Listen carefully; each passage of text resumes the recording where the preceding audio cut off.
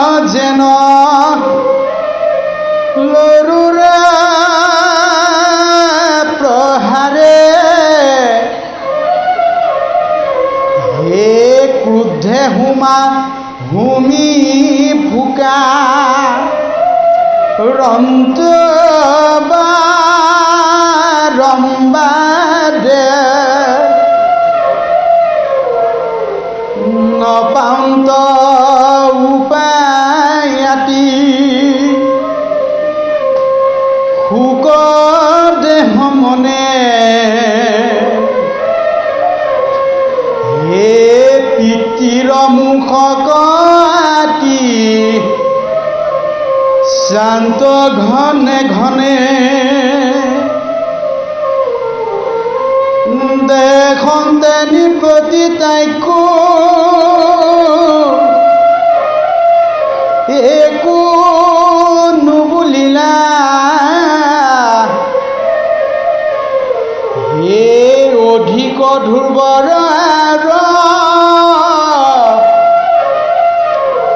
ৰুধে জ্বলি গলা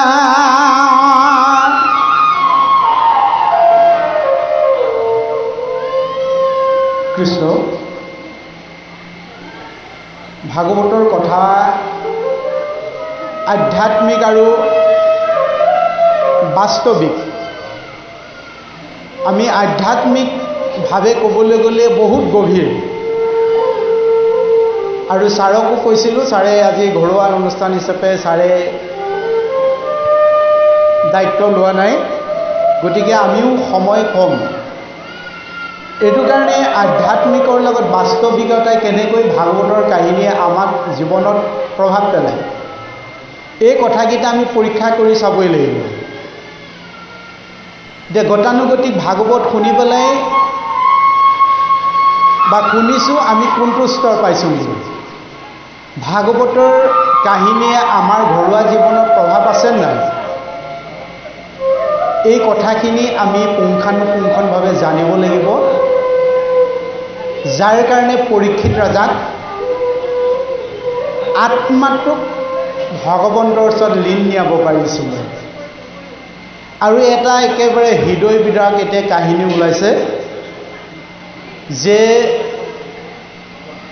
মাহিয়াই উটানপাত ৰজাৰ দুগৰাকী ভাৰ্যা আছিলে সুনীতি আৰু সুৰুচি ৰজা এগৰাকী মুহত বেছিকৈ পৰিলে আৰু এগৰাকীক চাবতো নোৱাৰে নিজৰ সেইগৰাকী ল'ৰা ছোৱালীকো ৰজাই চাব নোৱাৰে মাহিয়াৰ প্ৰপট দৃষ্টিকোণৰ কাৰণে গতিকে স্বামীৰ মৰমৰ পৰা বঞ্চিত এগৰাকী আয়ে উপলব্ধি কৰিব পাৰে যে সংসাৰত জীয়াই থকাটো কিমান দুখদায়ক আৰু নিজৰ ল'ৰা ছোৱালী নিজৰ পিতৃৰ পৰা বঞ্চিত হৈ থাকিব পৰা গুণটো কিমান কষ্টকাৰক আৰু সেই কষ্টকৰ কথাখিনি হৃদয়ংগম কৰিব পৰা সেইগৰাকী আয়ে হৈছে সুনীতি গতিকে সেই সুনীতি সম্পূৰ্ণ প্ৰতিগৰাকী আই হ'লে জীৱনত আপোনালোকে সদায় আনন্দই পাব কিন্তু আমি কি বিচাৰোঁ আমি অচৰ্য কোটি টকা হ'লেও আমি কেৱল দুখতে থাকোঁ তাৰ মূল কাৰণটো হৈছে আমি প্ৰকৃত সুখটো আজিও ওলোৱাই ল'ব পৰা নাই গতিকে আপুনি যদি কাষৰ ঘৰৰ তিনিমহলীয়া ঘৰটোকে দেখি যদি জীৱনটো পাৰ কৰি দিয়ে কেতিয়া বনাব পাৰিম কেতিয়া কৰিম আপুনি কোনো কালে জীৱনত সুখ ল'ব নোৱাৰে সুখ বোলা বস্তুটো এটা সুকীয়া বস্তু যিটো নিমিৰ নৱসিদ্ধৰ কাহিনীত কৈছে যে ঐকান্তিক সুখ গতিকে আমি এতিয়া কলৈ গতি কৰি আছোঁ আমি সুখ বিচাৰি যিমানে ঘূৰি ফুৰিছোঁ কিন্তু আমি দুখৰ মাজত সোমাবগৈ লাগে এইকাৰণে দুখবোৰ কেনেকৈ আহি যায় বুলি ভাগৱতে কৈছে এ ৰাম দুখ দূৰ হৈবে বুলি সুখ হৈবে মনে কৰ্ম আৰম্ভ কৰে মহামূৰ জনে দুখ সেহে মিলে সুখ নাহিকে কিঞ্চিত দেখিলা কৰ্ম ফল কিনো বিপৰীত আপোনাৰ মৃত্যু বুলি জানিবা ধন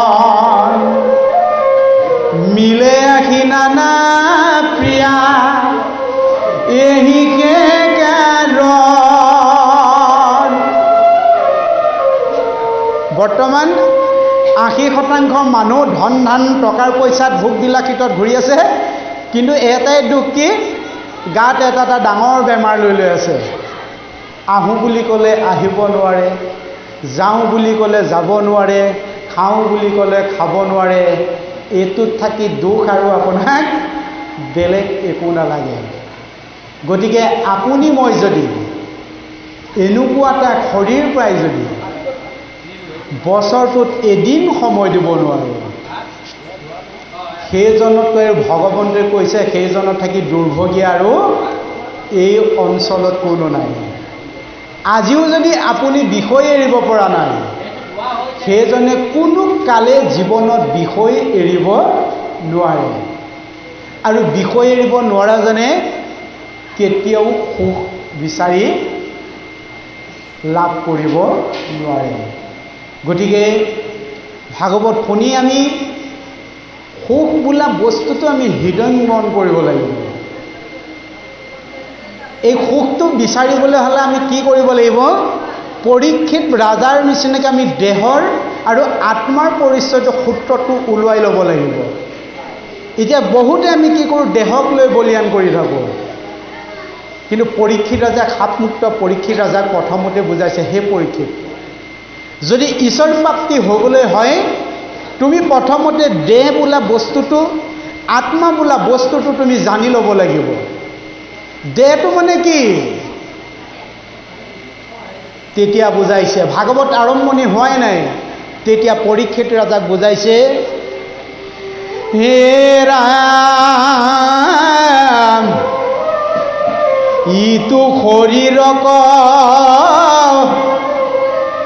ৰাজা বোলাইতো হৈবেক বিস্তাপলো চাই,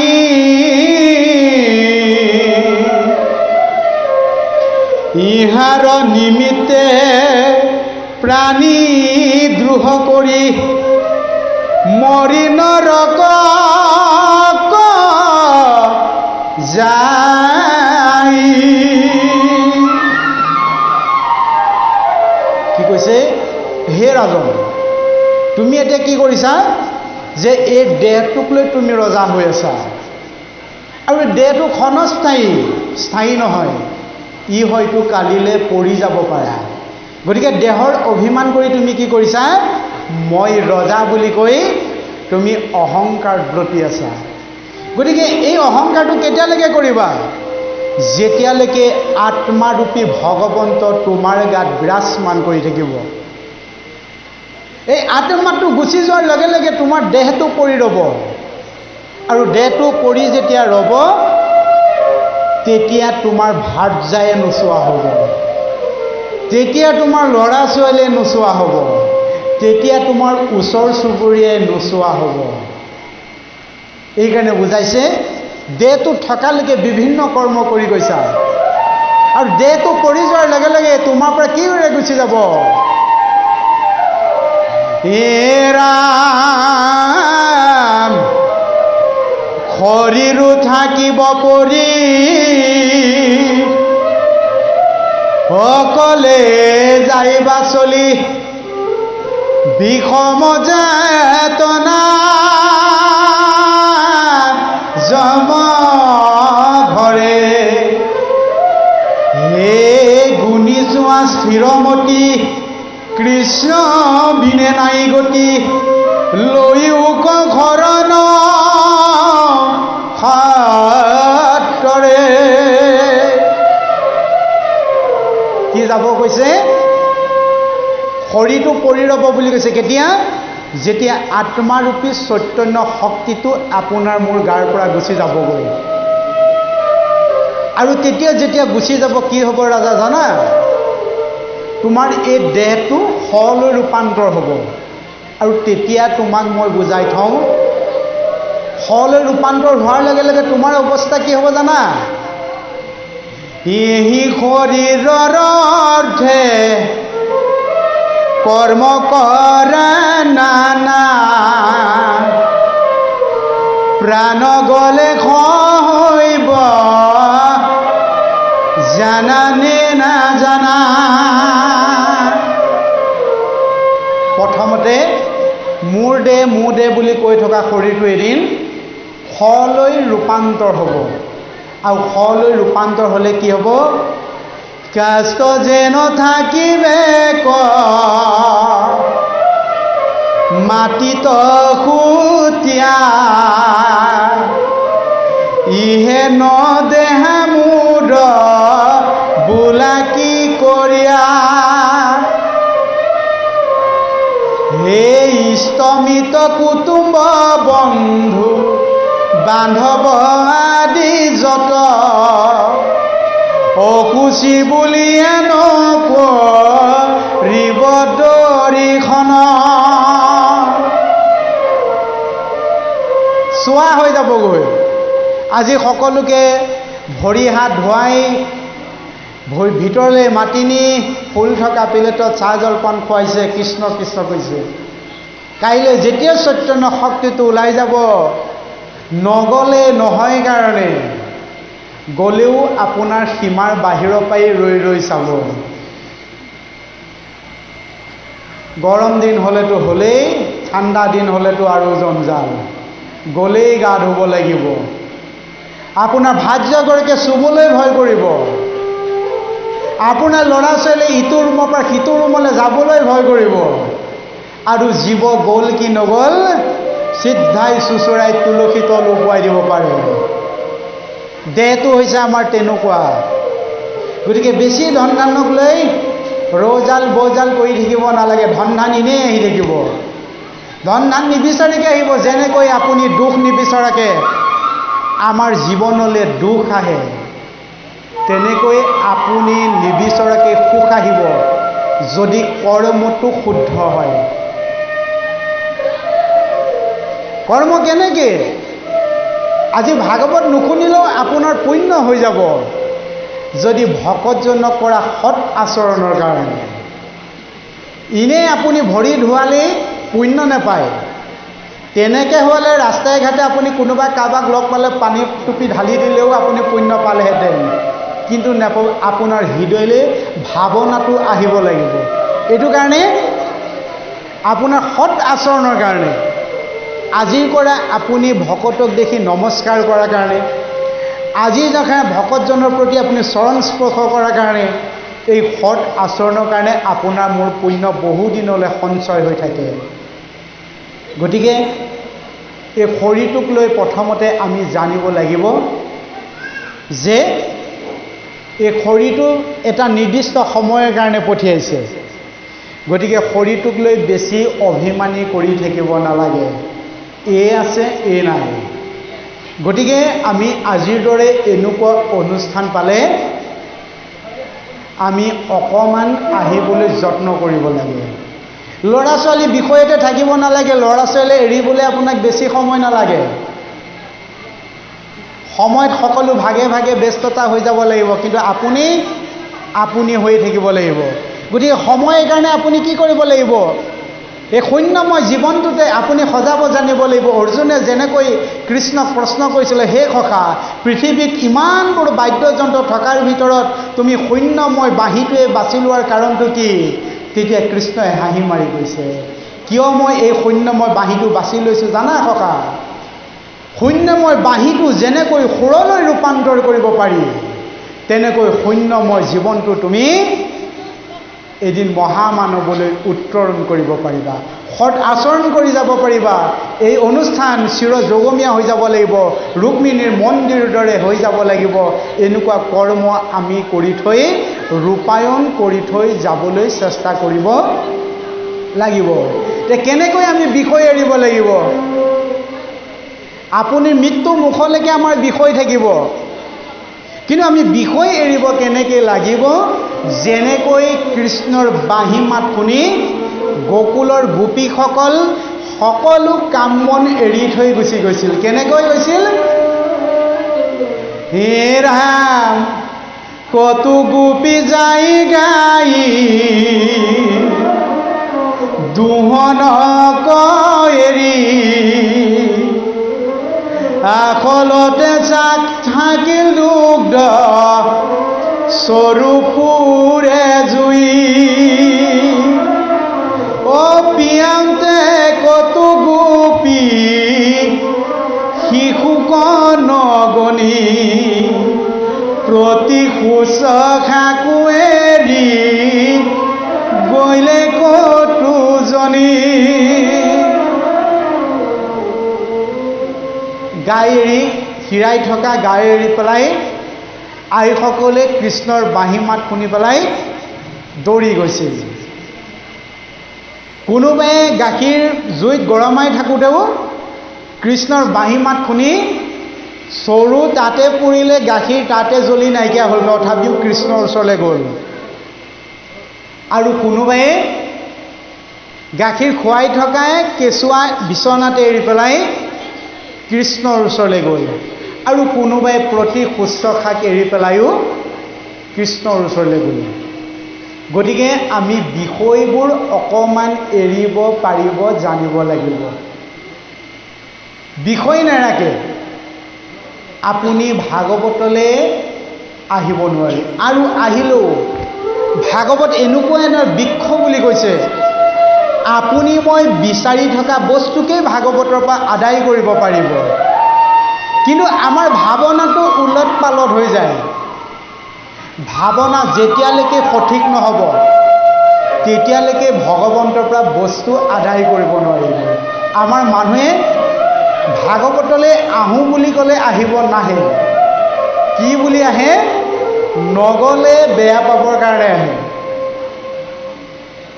আৰু গৈ দেখা তাকে দিম বুলি আহে। আৰু কোনোবাই ভাবে যাওঁৱেই নে নেযাওঁৱেই, নগ'লেও পাব বেয়া, গ'লেও গৰুৱে গায়ে লাগিলেই নহয় আপোনাৰ কেনাটো। কাপোৰযোৰ নিপিন্ধোতে যদি আপুনি বিষয়লৈ মনত পৰিলে, সেইগৰাকী কোনো কালে ভগৱন্তে ইয়ালৈ আনিব নোৱাৰে।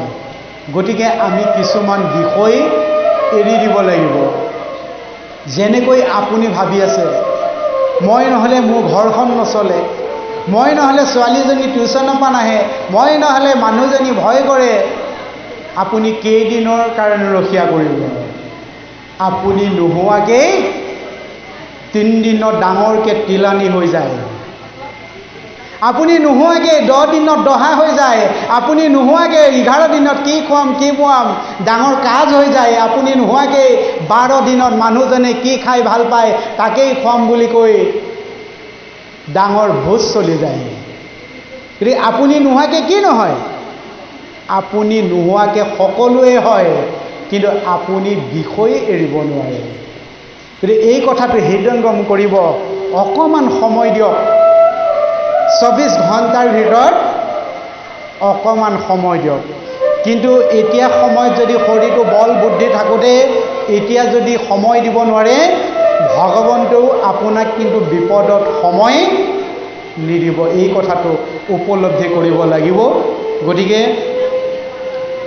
সুনীতিৰ খেদৰ পৰা আমাক এইখিনি বুজাবগৈ যে মৈত্ৰীয়ে বুলন্দ শুনা বিদুৰ মহন্ত মৈত্ৰীয়ে বিদুৰৰ আগত কৈ আছে যে এই সুৰুচি আৰু সুনীতিৰ মাধ্যমেৰে সুৰুচি গৰ্ভত উত্তম ৰূপে সন্তান জন্ম হ'ল আৰু সুনীতিৰ গৰ্ভত ধ্ৰুৱে ৰূপে জন্ম হ'ল। আৰু ৰজাই সুৰুচিৰ মোহত বেছিকৈ পৰিলে আৰু উত্তমৰ মোহত বেছিকৈ পৰিলে। কিন্তু এজন ৰজাৰ দুগৰাকী ভাৰ্যাৰ সম অধিকাৰ থকাৰ স্বত্তেও কিন্তু সুনীতিয়ে এটা দুখীয়া জীৱন যাপন কৰিবলগীয়া হৈছে, য'ত এদিন ৰাজাৰো কোলাত উত্তম বহি থকাৰ পাছত ধ্ৰুৱই এদিন দেউতাকৰ কোলাত বহিব মন গৈছিল যদিও কিন্তু মাহীয়াৰ কুদৃষ্টিৰ কাৰণে দেউতাকৰ কোলাৰ পৰা মৰমৰ পৰা বঞ্চিত হ'বলগীয়া হ'ল। গতিকে এই মৰমৰ পৰা বঞ্চিত হোৱা ধ্ৰুৱই কেনেকৈনো দুখ জীৱন যাপন কৰিছিলে আৰু সেই ধ্ৰুৱৰ মাতৃগৰাকীয়েনো কেনেকৈ নিজৰ সন্তানক সেইখিনি জ্ঞান দিছিলে। এই কথাখিনি পদে ক'ব আৰু অকণমান আমি পদলৈ যাওঁ। হেৰা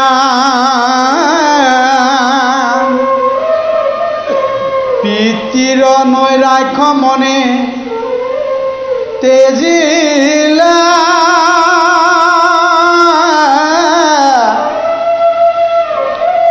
নিশ্বাস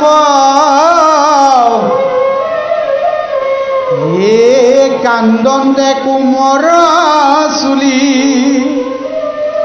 গহিলে মাটি পাখ সুৰুচিক ভয়ে ৰাজা একোনো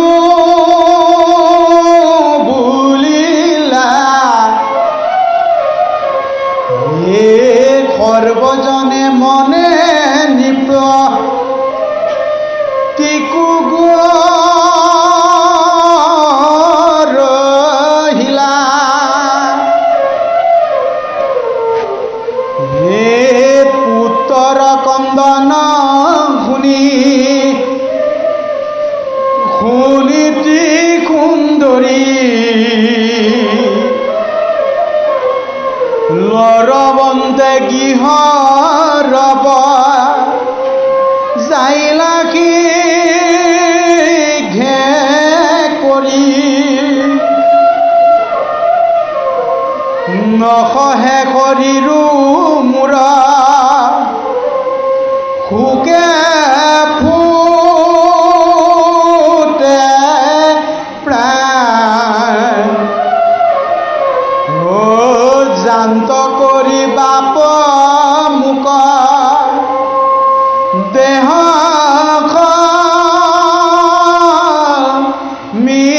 মিধান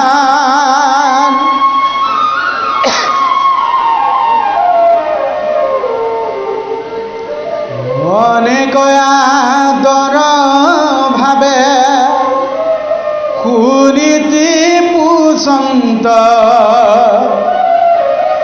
হে কান্দন্তে মাতন্তে ধ্ৰুৱ সিদ্ধান্ত দন্ত সুমুৰি সুমুৰি সিটো বচন বিঘাত হে হৃদয়ত হয়ে দুখে মুখে না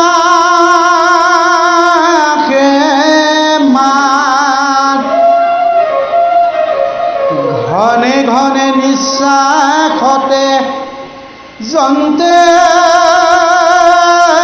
দুখতি হে নেদন্তে সিদ্ধান্ত কিছু স্নায়ুভূৰ নাতি হে আখি মুখ মুচি মাৱে কৰন্ত কাতৰ হে কিষংকে কান্দ বাপু কয়ুৰে খতৰ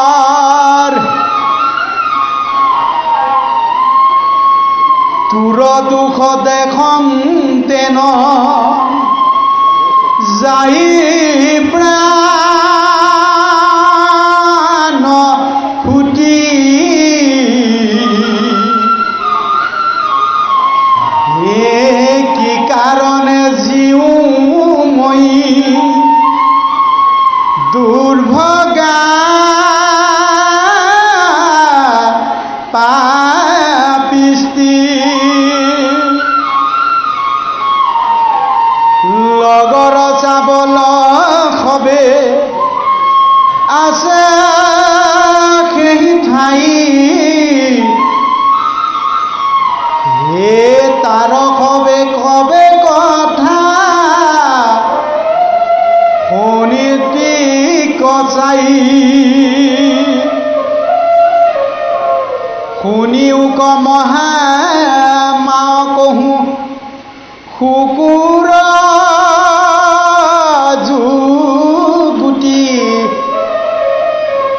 হে উত্তমক কেলে লয়া আচন্ত নিপতি তাকে দেখি এবে গয়া চাপিলন্ত পাক এৰে মনে বাপে মোক কৰিব আশা হাত মেলি খাতত চাহন্তে উঠিবাক দেখি মহাদৈ কুমাৰক দিলে হাক হে কৃষক উঠক শিশু ৰাজাৰ এখনে হে দুৰ্ভগাৰ পুত্ৰ হেন নমান সমনে মোৰ পুত্ৰ উত্তমক সম্প্ৰতি দেখ হে দুৰ্ভগাৰ পুত্ৰ হুয়া তাহা বাঞ্ছয় দৰিদ্ৰ প্ৰাণী যেন বাঞ্ছা বহু ধন হে ভিক্ষুকে খুজই যেন পঞ্চামিত্ৰ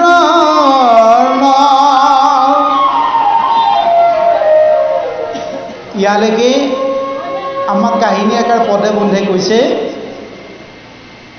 যেতিয়া উত্তানপাদ ৰজাৰ ওচৰত গ'ল সুনীতিয়ে উত্তানপাদে সিংহাসনত বহি আছে আৰু উত্তম নামৰ সন্তানক ৰজাই কোলাত লৈ বহি আছিল আৰু সেই কোলাত লৈ বহি থকা উত্তমৰ দেউতাকৰ মৰম দেখি পেলাই ধ্ৰুৱও কি কৰিলে দেউতাকৰ মৰম পাবলৈ ইচ্ছা প্ৰকাশ কৰিছিলে কিন্তু মাহীয়ে থকাৰ কাৰণে যদিও দেউতাকৰ এটা ইচ্ছা অনুভৱ আছিল কিন্তু মাহীয়াৰ কাৰণে কোলাত ল'ব নোৱাৰিব তেতিয়াই আৱেগিক হৈ লৈ পেলাই ধ্ৰুৱই খুব কান্দিলে কান্দি পেলাই ঘৰমুৱা হোৱাৰ কাৰণে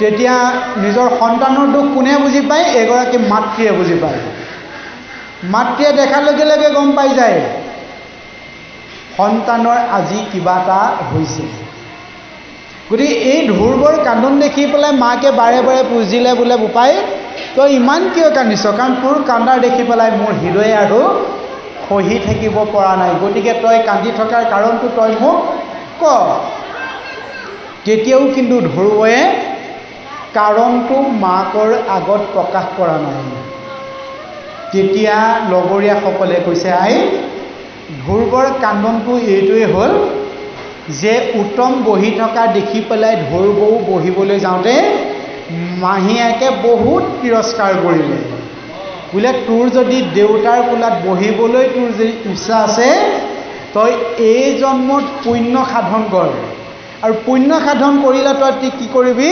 দ্বিতীয়বাৰ মোৰ দৰে মাতৃৰ গৰ্ভত তই জন্ম ল'ব লাগিব আৰু জন্ম হ'লে তই কি কৰিব লাগিব তেতিয়া তই এই ৰজাৰ মৰমখিনি তই পাব লাগিব গতিকে তোৰ এই জন্মত তোৰ পুণ্য নথকাৰ কাৰণে তোৰ তই সুখখিনি লাভ কৰিব পৰা নাই এই যে আমাৰ মানুহে কয় বিধিয়ে দিলেও বিধাতাই নিদিয়ে গতিকে বিধিয়ে আৰু বিধাতাই দিবলৈ হ'লেও আপোনাৰ মোৰ পূৰ্বজন্মৰ কিঞ্চিত সৎকৰ্ম থাকিব লাগিব এই জন্মত যদি পূৰ্বজন্মৰ আপোনাৰ সৎ কিঞ্চিত কৰ্ম আপোনাৰ নাথাকে আপোনাৰ মোৰ দেউতাৰ অজস্ৰ সম্পত্তি গৰাকী হ'লেও আপুনি কিন্তু সেই সম্পত্তি গৰাকী নহ'বও পাৰে আপুনি পগলা জীৱন অতিবাহিত কৰি থাকিব লাগিব যদি আপোনাৰ কৰ্মত যদি আপুনি আউল লগাই থৈ আহে এইকাৰণে কৰ্মবোৰ আমি কৰোঁতে সদায় সাৱধান হ'ব লাগে যেনে কৰ্ম তেনে ফল বুলি কয় এইকাৰণে সৎ আচৰণ আমি ল'ব লাগে আপুনি ডেকা কালত কি কৰ্ম কৰিব তাৰ ফলৰ গৰাকী আপুনি বৃদ্ধ কালত পাব এই জন্মত কৰা কৰ্ম আপুনি 3 জন্মৰ পাছত হ'লেও পাব কিয় কৰ্মটো ভুল হোৱাৰ কাৰণে কি হৈছিল সীতাই ছোৱালী কালত কি কৰিছিলে এহাল চটক চৰাই ডালত বহি কথা পাতি আছিল যে ৰাম নামৰ এজন যুৱক হ'ব আৰু সীতা নামৰ এগৰাকী ছোৱালীৰ ৰাম আৰু সীতাৰ মাজত এখন বিবাহ হ'ব। এই মানুহে যে কয় ৰাম নহওঁতে ৰামায়ণ লিখিলে বুলি, কথাটো তেনেকুৱা ধৰণৰ। ৰামায়ণ তেতিয়াই ৰাম নহওঁতে আগতে হৈছে। এই কথাখিনি এহাল চটক চৰায়ে কথা পাতি আছিল। তেতিয়া সীতাই ছোৱালী কালতে এই কাহিনীটো শুনি পেলাই চৰাইহালৰ কি কৰিলে, মাইকী চৰাইজনী ধৰি পেলাই মতা চৰাইটো এৰি দিলে। আৰু মতা চৰাইটোৱে তেতিয়া কাকতি মিনতি কৰিলে, সেয়াই মোৰ আইগৰাকী এতিয়া গৰ্ভৰ প্ৰাপ্তিৰ সময়। গতিকে এই গৰ্ভপ্ৰাপ্তিৰ সময়ত মোক যাতে মোৰ ভাৰ্যাগৰাকীৰ পৰা মোক তুমি নিসংগতা নকৰিবা, মোৰ আইগৰাকীক মোৰ সংগলৈ তুমি এৰি দিয়া।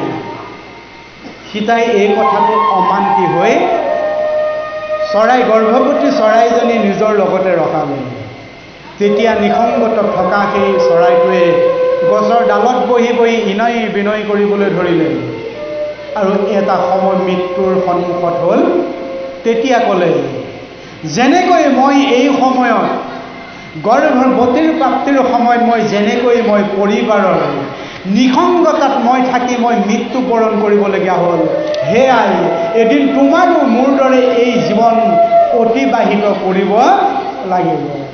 তাৰ কাৰণে কি হৈছিল, 14 বছৰ বনবাস থকাৰ পিছতো সতীত্বৰ পৰিচয়ৰ কাৰণে আকৌ ৰামৰ পৰা পৃথককৈ 14 বছৰ আপোনাক সীতাক বাহিৰ কৰিব। তেতিয়াই কি জন্ম হৈছিলে, তেতিয়াই ৰাম থাকে পৃথকে, সীতা থাকে পৃথকে, গৰ্ভৱতী ধাৰণ কৰিছে। তেতিয়া লৱকুশৰ জন্ম হৈছে, কিন্তু ৰাম এফালে সীতা এফালে। কৰ্মটো এইকাৰণে শুদ্ধ কৰিব লাগে। আপুনি সমতা ৰাখি কি কৰ্ম কৰিছে এতিয়া ঠিকেই আছে, কিন্তু এটা সময় আহি আছে লোকৰ হাতলে মুখলে চাব লাগিব। গতিকে দেহটোত বল ক্ষমতা থাকোঁতেই বেছি বলিয়ান হ'ব নালাগে। এইকাৰণে এই সীতাই কৰি থকা ছোৱালীকালৰ গণ্ডগোলৰ কাৰণে পাছৰ সময়ত ভুক্তভোগী হ'ল। তাৰ পৰা কি বুজাইছে, ৰামৰ পৰা যদি আধ্যাত্মিকভাৱে আমি চাওঁ কি বুজাইছে, যে ৰাজ্যৰ শাসনৰ কাৰণে, প্ৰজাৰ ভালৰ কাৰণে নিজৰ সংসাৰ বাহিৰত থৈ পেলাই বাহিৰত চলোৱা 14 বছৰ ৰাজসিংহাসন চলোৱাৰ পিছতো কিন্তু বহুতে ৰামৰ শাসনকো ভাল পোৱা নাছিলে। গতিকে আপুনি মই কৰা প্ৰতিটো কামো ৰাইজে ভাল নাপাবও পাৰে, ওচৰ চুবুৰীয়ে আপোনাক ভাল নাপাবও পাৰে। আমাৰ লক্ষণটোৱে সেইটো। আপুনি মই কৰা ভাল গুণ ওচৰ চুবুৰীয়ে খুব সহজতে গম নাপায়, আপুনি মই কৰা বেয়া কামটো খুব সোনকালে গম পায়, কিন্তু ভাল কামটো আমাৰ ওচৰ চুবুৰীয়াই বৰ সোনকালে গম নাপায়। গতিকে আপুনি কৰা কামৰ প্ৰতি আপোনাক প্ৰাধান্য নিদিবও পাৰে, কিন্তু আপুনি হয়তো বিচাৰি ল'ব লাগিব। ঈশ্বৰৰ কৃপাত থকা আপুনি কৰ্ম আজিৰ দৰে বিচাৰি ল'ব পাৰিব। আপোনালোকে ভাবিছিলনে 6-7 বছৰ আগত বাৰু খাটোৱাল গাঁও এনেকুৱা অঞ্চলত আকৌ ভাগৱত বছৰি বছৰি হৈ থাকিব, এনেকুৱা এটা অনুষ্ঠান বুলি ভাবিছিল নে বাৰু? গতিকে এনেকুৱা অনুষ্ঠানো কৰি যাওক, এনেকুৱা অনুষ্ঠানৰ গৰাকী হৈ যাওক আৰু কৰ্মটো সদায় গুৰুত্ব দিব। কি কৰ্ম আপুনি কৈছে, কৰ্ম অনুযায়ী এতিয়া সুনীতিয়ে কৰা কথাটো ভুল নহয়, যে তোৰ পূৰ্বজন্মত সৎ কৰ্মই নাই কাৰণে তই এতিয়া এই জন্মত কি হ'ল, বিধিয়ে দিলে কিন্তু বিধাতাই তোক নিদিলে। গতিকে তই কি কৰিব লাগিব, সাধনা কৰিব লাগিব আৰু মোৰ দৰে মাতৃ গৰ্ভত তই জন্ম ল'ব লাগিব। ইমানখিনিলৈকে সুনীতিয়ে সুৰুচিয়ে গালি পৰালৈকে ক'লে। আৰু এতিয়া ধ্ৰুৱয়ে মাকক কি কয় এই কথাখিনি পদে বন্ধে ক'ব। হে ৰাম হে উঠিবা কচাখ যেন ৰাজাৰ ঘাট, এ আগনু পুজিলি কেন মুহুৰাই গৰ্ভ হৰি কোৱাৰ ধিয়াখি মোৰ পুত্ৰ হইবে এ তেবে নিপতিৰ সিংহা খনে ৰুহিবে খাতু দুৱাৰ মাজে মায়াৰে এবাৰ তেবে সিংহাসনে উঠি আকৌ বিলাস এই জন্মত তোৰ ভাগ্য নভৈলে পালে ঐৰ পৰা এইবোৰ দূৰ হওঁ ভালে ভালে ৰাজ সমাজত আৰু বুলিলে বিস্তৰ হে ভাল মন্দ একো নুবু লীলা নিপব নপাইলন্ত কোমোৰে খাই ততৈ উঠি বাক হে আৰু মহাদায়ী বুলি লন্ত সৰ্বদাক নকৰিলা অভিনিন্দা ৰাজায়ো ইহাই হে কুৰুচি ভচন্তে তাতো নেদিলে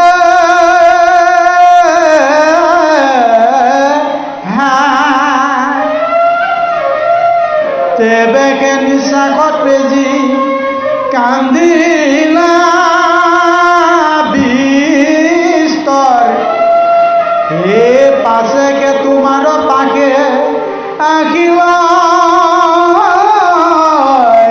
কুমাৰ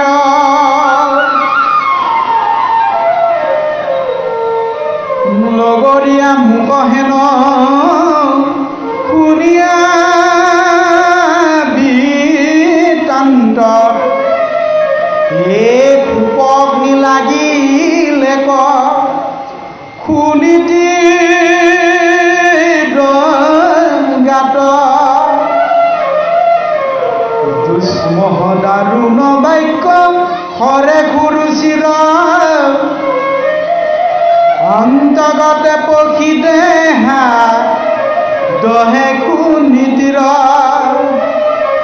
অশিষ্ট মজা চেদি ভেদ দহয় শৰীৰ নপান্তে নিস্তাৰ পাদ সুগনিৰ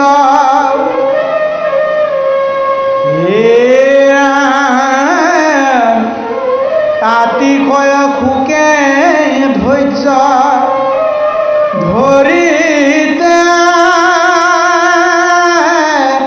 নোৱাৰি এই দীৰ্ঘস্বৰে বিস্তৰ কাণ দিলা বৰ নাৰী ভুৱনপতি মাতনু সুকুমাৰী বালা হে বদন নিপুল যেন পূৰ্ণ কলা বিপুল জংগগন্ধি পিনস্তন মধ্যহীন আকাশৰ পৰ যেন পৰিলে নুহিনী নলিনী নেতৰণিৰ বহি যায় ধাৰে হে মুকলিত কেশ পাশে ব্ৰস্তৰো নখম্বৰে বনুপুৰা জুই তাপ পাইলে তাত প্ৰায় হে যাই যেন পৰিলেছে তৰণাহি গাঁও হে খুমুৰি খুমুৰি কান্দে মহাদুনাই কুম ৰকবুলে ধৰি এ পখি গ'লে শুক খেল মোহয় বাহিৰ এ পাছে কতু ঘনে চিত কৰিল থিৰ আজুৰন্তে খুনি তীৰ বাইকনা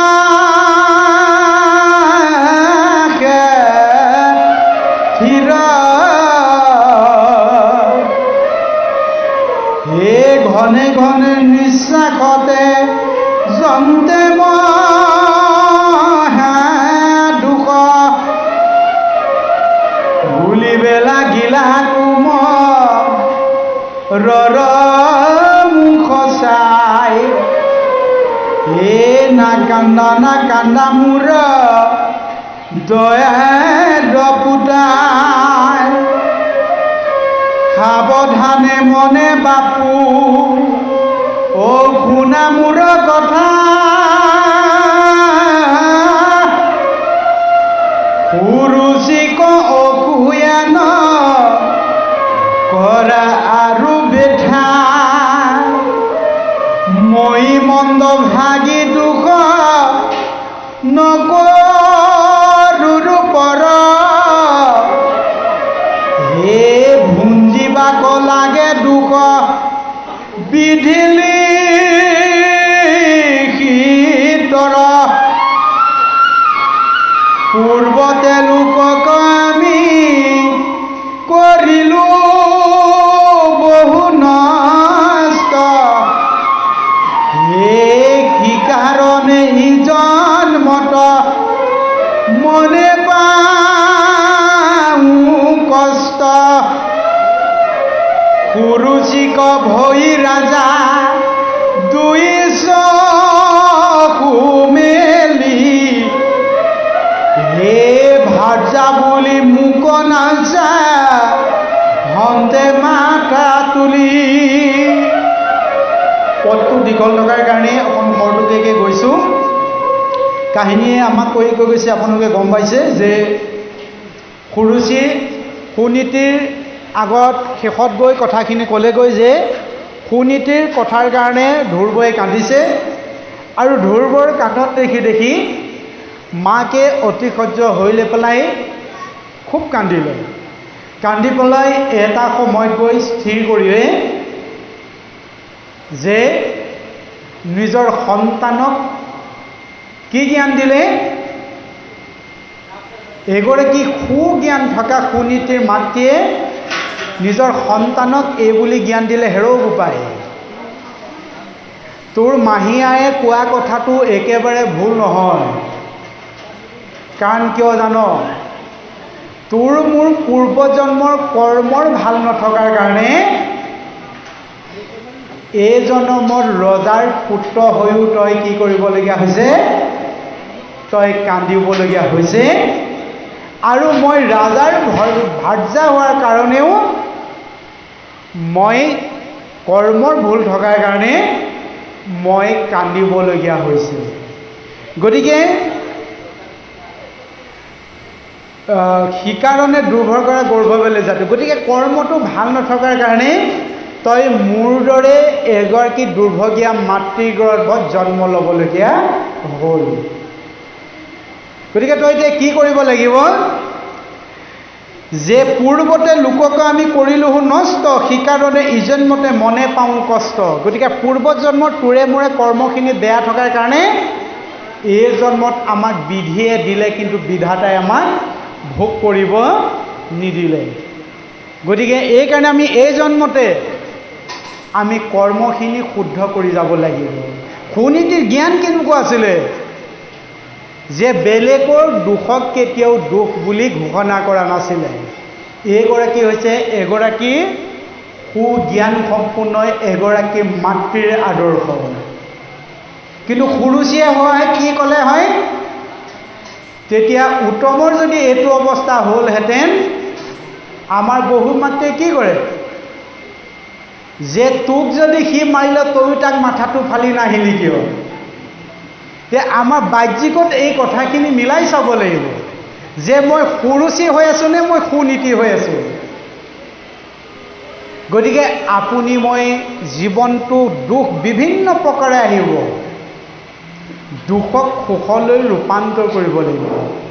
কুন্তীয়ে যেনেকৈ কৃষ্ণ থকাৰ পিছত প্ৰতিটো মুহূৰ্ততেই আপোনাৰ দুখ আহিছিলে, তথাপিও কৃষ্ণ গুচি যোৱাৰ সময়ত এদিন কুন্তীক ক'লে, হেৰৌ পেহী, মই থকাৰ পাছতো গোটেই জীৱনটো তুমি কান্দি কান্দি পাৰ কৰিলা।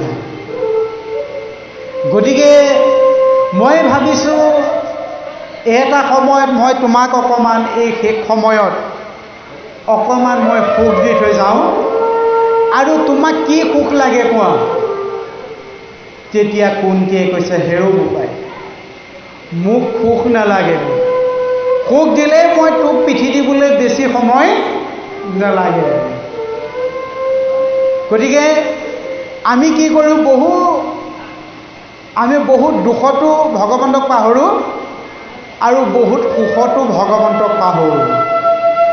কিন্তু ভগৱন্তক সুখতো লাগিব, আমাক দুখতো লাগিব। এই দুখত পাবলৈ আমি ভগৱন্তৰ কাৰণে আমি এই ভাগৱত শুনি অভ্যাসলৈ ৰূপান্তৰ কৰিব লাগে। আপোনাৰ মোৰ তেতিয়া ইয়াৰ পৰীক্ষাটো হয়, আপুনি নিৰ্দিষ্ট এটা সীমা পাবলৈ মাজৰ সময়খিনিত কিমান দৌৰিছে তাৰ ওপৰত নিৰ্ভৰ নকৰে। আপুনি চুচৰি বাগৰি হৈ গ'লেও আপুনি কিমান সময় আগত সোমাইছে সেইটোহে নিৰ্ভৰ কৰিব। গতিকে আমি এতিয়া কিমান সময় নাম গাইছোঁ, কিমান সময় ভাগৱত গাইছোঁ, এইটো সময়ৰ ওপৰত নিৰ্ভৰ নকৰে।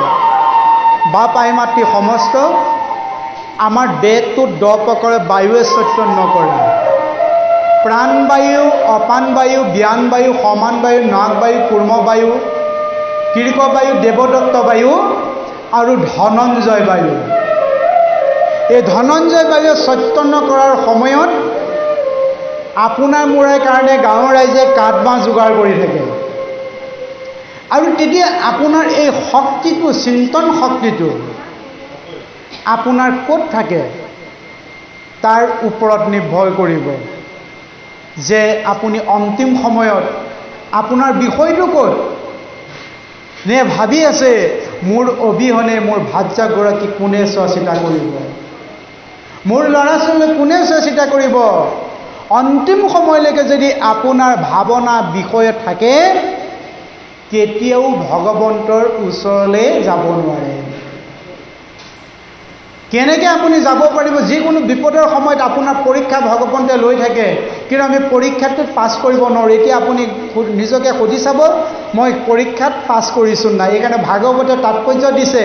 আজি ভাগৱত শুনিছা ঠিকেই, আজি ভকতজনক দেখিছা কৃষ্ণ বুলি কৈছা ঠিকেই, কিন্তু এটা সময় আহিব তুমি কৃষ্ণ বুলি ক'বলৈ মনত আহেনে নাহে। ভাগৱতে এইকাৰণে কৈছে তুমি নিজক নিজে পৰীক্ষা কৰি এদিন চাবা। কি বুলি কৈছে? হে ৰাম, পৰে বা পিছলে যদি বা খুদায়ে তৃষ্ণায়ে পীড়িত হুয়া, হে নমো কৃষ্ণ বুলি ডাকি উচ্চ কৰি মাধৱৰ নাম লয়া। এতিয়া বাৰু আমি পৰীক্ষাটো কৰি চাইছোঁনে? এইকাৰণে কৈছে পঢ়োতেও আপোনাৰ কৃষ্ণ নামটো মুখলৈ আহিব লাগিব। কিন্তু আমাৰ পঢ়োতে কি ওলায়? কৃষ্ণৰ বিপৰীতে হায়ৈ পৰিলোঁ বুলি কৈ বেলেগ এটা কৃষ্ণ ওলায়। আপুনি মন কৰিব, 80% মানুহৰ কৃষ্ণ নোলায়। আইগৰাকী যদি গৰম হাতা এখন হাতত লাগি গ'ল, হায়ৈ পৰিলে বুলি কৃষ্ণৰ বিপৰীতে বেলেগ এটা কৃষ্ণ ওলায়। বাপ জনাই গৰু পঘাটালৈকে খাপ বুলি যদি ভাবে, হায়ৈ খালে বুলি কৃষ্ণ নামটো নোলায়, বেলেগ এটা কৃষ্ণ ওলায়। বিপদত যেতিয়ালৈকে কৃষ্ণৰ নামটো নোলাব তেতিয়ালৈকে আপুনি ভগৱন্তৰ ওচৰলৈ যাব নোৱাৰিব। এইকাৰণে অভ্যাস কৰিব লাগে। তেতিয়া যিকোনো বিপদত নামটো ওলাই যাব। এইকাৰণে কৈছে পৰে বা পিছলে যদি বা কুদায়ে তৃষ্ণায়ে পীড়িত হুয়া, যদি বা অল্পতে ভস্তে ভৈলে তাৰ প্ৰাণ, তথাপি তাহাৰ জানিবা নাই অকল্যাণ। সেইজনৰ অকল্যাণ নাই বুলি কৈছে। আমাৰ যিকোনো এটা বিপদ আহিলে আমাৰ মৃত্যু হ'ব পাৰে, কিন্তু আমাৰ যিকোনো সময়ত আপুনি সেই অন্তিম সময়ত আপোনাৰ ভাৱনাটো, আপোনাৰ শব্দ নাথাকিব পাৰে। আমি লোকৰ হাতলৈ মুখলৈ চাব লাগিব। সেইটো সময়ত গাতে কাষতে কথা কৈ থাকিলেও আপুনি একো ৰামকৃষ্ণ ক'ব নোৱাৰিব। এই কথাটোলৈ মনত পেলাই দিয়কচোন যে বিচনাত পৰি থকা মানুহজনক যেতিয়া নাতিনীয়েকে ল'ৰা ছোৱালীয়ে এটুপি পানী দি থাকিব, শেষ বিদায়কণ যেতিয়া এটুপি পানীৰে বিদায় দিবলৈ ধৰিব, সেই মানুহজনে আপোনাক কিবা এটা কথা কৰিব পাৰিবনে? সেইজনে ক'ব নোৱাৰে। কেৱল চিন্তনটো থাকিব। এই চিন্তনটো কেৱল আপুনি কৃষ্ণত দিব লাগিব যে হে প্ৰভু, এই সংসাৰৰ পৰা পাৰ কৰি নিয়া। সেইকাৰণে আমাৰ মানুহে কয় খালী হাতে আহিছা, খালী হাতে যাবা। খালী হাতে যাবলৈ নালাগিব। আপুনি এটাই লৈ যাব লাগিব, নাম ধন লৈ যাব লাগিব। নামটো লৈ যাব লাগিব। আপুনি মুখৰে ক'ব নোৱাৰিব পাৰে, আপোনাৰ কিন্তু চৈতন্য শক্তিটো লাগিব। সেইকাৰণে পৰীক্ষিত ৰজা কৈছে, হেৰৌ পৰীক্ষিত, এই দেহৰ অভিমান হৈ থাকিলে কেতিয়াও এই সংসাৰ বৰ্তনে অন্তিম সময়ত তোমাৰ পৰীক্ষাটো ভাল নহ'ব। পৰীক্ষাটো ভাল হ'বলৈ হ'লে এতিয়াৰ পৰাই তুমি ৰজাৰ অভিমানেৰে ভাগৱত শুনা, তেতিয়া উপলব্ধি কৰিব পাৰিবা। কি বুলি ক'লে? নাৰায়ণ নামে সেহে স্মৰণ মংগল, এই মানে জীৱনৰো জন্মৰ খাম ফল, হে অন্তকালে হৰি স্মৰে যিটো ভাগ্যৱন্ত, তাহাৰো মহিমা কহি কোনোবা অন্ত। গতিকে এই পৰীক্ষিত যে ভগৱানৰ নামটোত ইমানেই শক্তি আছে যে অন্তিম সময়ত যিজনে এই ৰাম নামটো লৈ সংসাৰ পাৰ হৈ যাব, সেইজনৰ পুণ্যৰ কথা মই কৈ আৰু শেষ কৰিব নোৱাৰোঁ। এইকাৰণে কৈছে এই নামৰ মহিমাটো কোনে জানে? এদিন অৰ্জুনে প্ৰশ্ন কৰিলে, তোমাৰ নামৰ মহিমাটোত কি ইমান শক্তি আছে? তেতিয়া কৃষ্ণই কৈছে, ইটো নামৰ মহিমা আছে যত যত নোৱাৰো কহিবে সখী মই স্বৰূপত। এতিয়া মোৰ নামৰ মহিমাটো কি আছে মই নিজেই নাজানো। এই কথাটো কোনে জানে? ভকতেহে জানে মোৰ নামৰ মহিমা। গতিকে এই কথাটো মোৰ নামৰ মহিমা কেৱল ভকতে জানে। এতিয়া ভকতে নামৰ মহিমা জানে যদি আমি প্ৰথমতে কাক ভাল পাই ল'ব লাগিব? ভকত নামৰ জাতিটোক ভাল পাই ল'ব লাগিব। এই কৰুবৰ কথাখিনিৰে আমাক উদাহৰণখিনি দিছে আৰু ইয়াৰ পৰা আমাক শিক্ষা দিছে যে এগৰাকী আই সৰুচিও হ'ব পাৰে, সুনীতিও হ'ব পাৰে। এতিয়া আপুনি সুৰুচি হৈছে নে সুনীতি হৈছে তাৰ ওপৰত নিৰ্ভৰ কৰিব। যদি সুনীতি হয় সন্তান ধুৰ্বই হ'ব। এইকাৰণে আমাৰ মাতৃগৰ্ভত সন্তান জন্ম দিয়াৰ পৰা যিখিনি নৈতিক শিক্ষা দিছে, এইখিনি ভাগৱতৰ আধাৰত যদি আপোনালোকে সংসাৰ বৰ্তনে পাৰ হয়, সংসাৰত কেতিয়াও গণ্ডগোল লাগিব নোৱাৰে। গতিকে ইয়াতে ক'লে পূৰ্বতে লোকক আমি কৰিলোঁ নষ্ট, সেইকাৰণে ইজনমতে মনে পাওঁ কষ্ট। গতিকে হে মোৰ ল'ৰা, গতিকে তোৰ মোৰ পূৰ্বজন্মৰ সৎকৰ্মটো ভাল নথকাৰ কাৰণে এই জন্মত আমি বহুত কষ্টৰ উপভোগ কৰিবলগীয়া হৈছে। গতিকে সেইগৰাকী আই সুনীতি হ'বলৈ আমাৰ প্ৰতিটো খোজে খোজে ভাগৱত দৰ্শন আমি মানিব লাগিব। কৃষ্ণৰ ওচৰলৈ সকলো গোপী যাওঁতে কৃষ্ণই উভতাই পঠিয়াই দিলে, হে মোৰ আইসকল, তোমালোকে ল'ৰা ছোৱালী প্ৰতি শুশ্ৰূষা এৰি মোৰ ওচৰলৈ তোমালোক আহিব নালাগে। মই তোমালোকৰ প্ৰতিটো সময়তে মই আছোঁ আৰু মোক সদায় পাবা। কিন্তু তোমালোকে সেইমতে তোমালোকে নিত্য নৈমিত্তিক কৰ্মখিনি কৰিব লাগিব। তেতিয়া আপোনালোকৰ এগৰাকী আয়ু সুনীতিলৈ ৰূপান্তৰ হ'ব পাৰিব। এইকাৰণে ভাগৱতে কৈছে, এতিয়া সদায় আপোনালোক ভাগৱত শুনিব নাহিবও পাৰে, আহিব নোৱাৰিবও পাৰে, কিন্তু আপোনালোকৰ ঘৰখনতে সদায় আপোনালোকে পুৱাৰ পৰা গধূলিলৈ ভাগৱত ধৰ্ম পালন কৰি থাকিব পৰা গুণখিনি এগৰাকী আইক দিছে ঘৰুৱা কৰ্মৰ মাধ্যমেৰে। সেইকাৰণে কৈছে, হে ৰাম নিত্য নৈমিত্তিক যত জাতি ধৰ্ম আশ্ৰম কৰ্ম যত কৃষ্ণত অৰ্পিলে সিও হৈ জানা মহাভাগৱত ধৰ্ম। গতিকে আমি নিৰ্দিষ্ট সময়ত যিহেতু ভাগৱত ৰখাব লাগিব আৰু 20-25 মিনিটৰ সময়ত, গতিকে সুনীতিৰ দৰে আইগৰাকী হ'বলৈ হ'লে যে আপোনালোকে নিত্য নৈমিত্তিক মানে পুৱাৰ পৰা গধূলিলৈ সদায় কৰি থকা কামখিনিত আপোনালোকে মহাভাগৱত ভক্তিৰ সাধন লাভ কৰিব পাৰিব। এতিয়া কেনেকৈ আপোনালোকৰ মহাভাগৱত ভক্তিৰ সাধন হ'ব? আমাৰ ভাগৱতৰ আধাৰত জানিব লাগিব। গান্ধাৰীয়ে কি কৰিছিল? যে আপোনালোকে পুৱাৰ গধূলিৰ পৰা কৰা স্বামী ভক্তিৰ মাধ্যমেৰে আপোনালোকৰ মহাভাগৱত ভক্তিৰ আপোনালোকৰ কাম সম্পাদন হৈ আছে।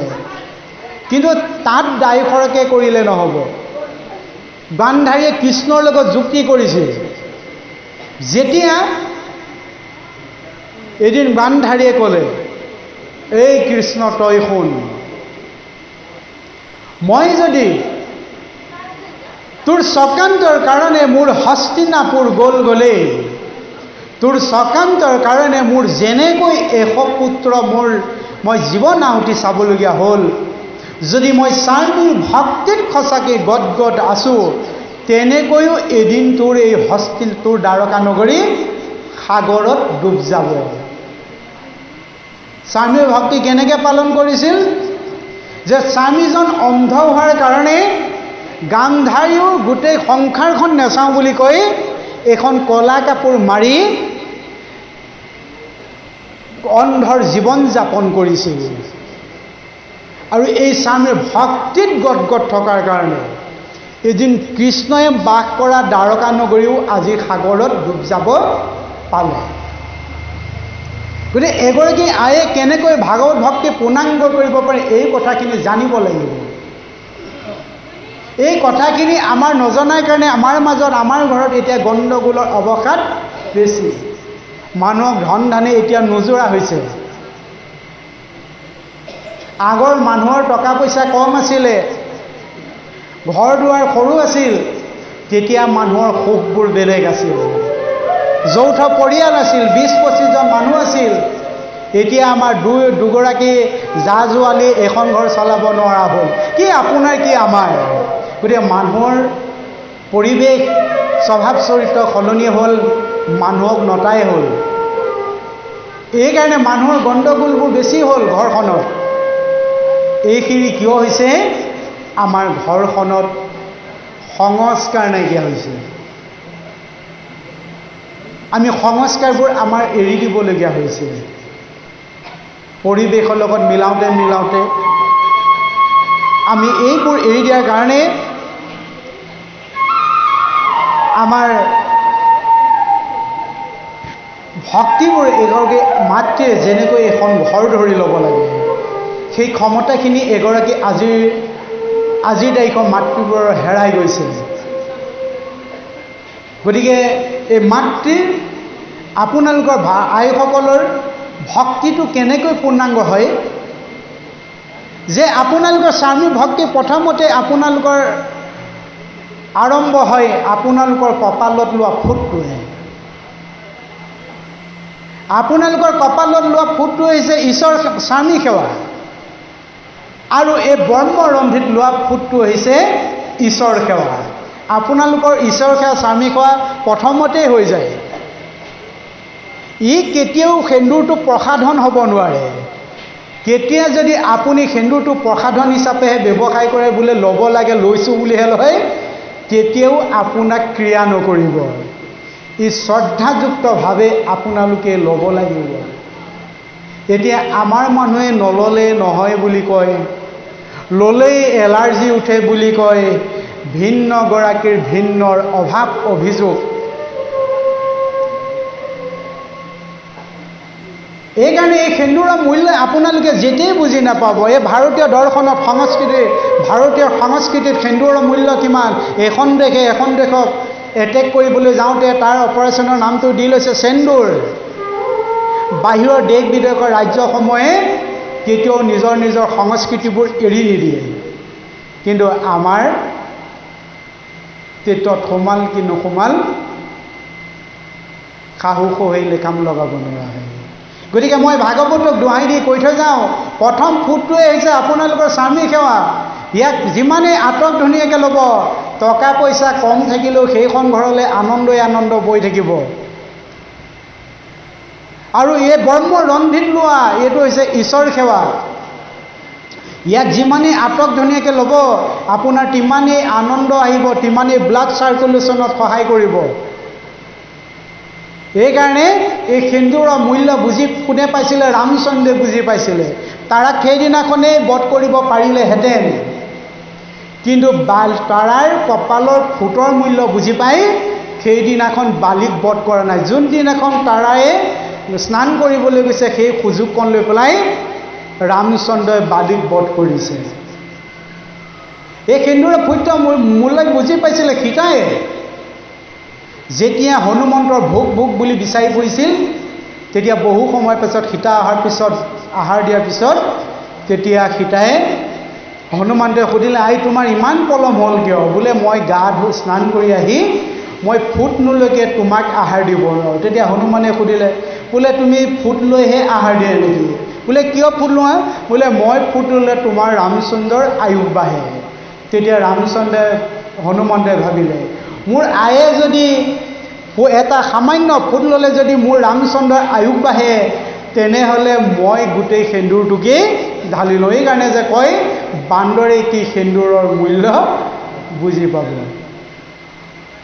গতিকে এই সেন্দুৰৰ মূল্য এগৰাকী উৰণীৰ সচেতনতাই আপোনালোকৰ কিমানখিনি ভক্তিৰ সান্নিধ্য কৰিব পাৰে।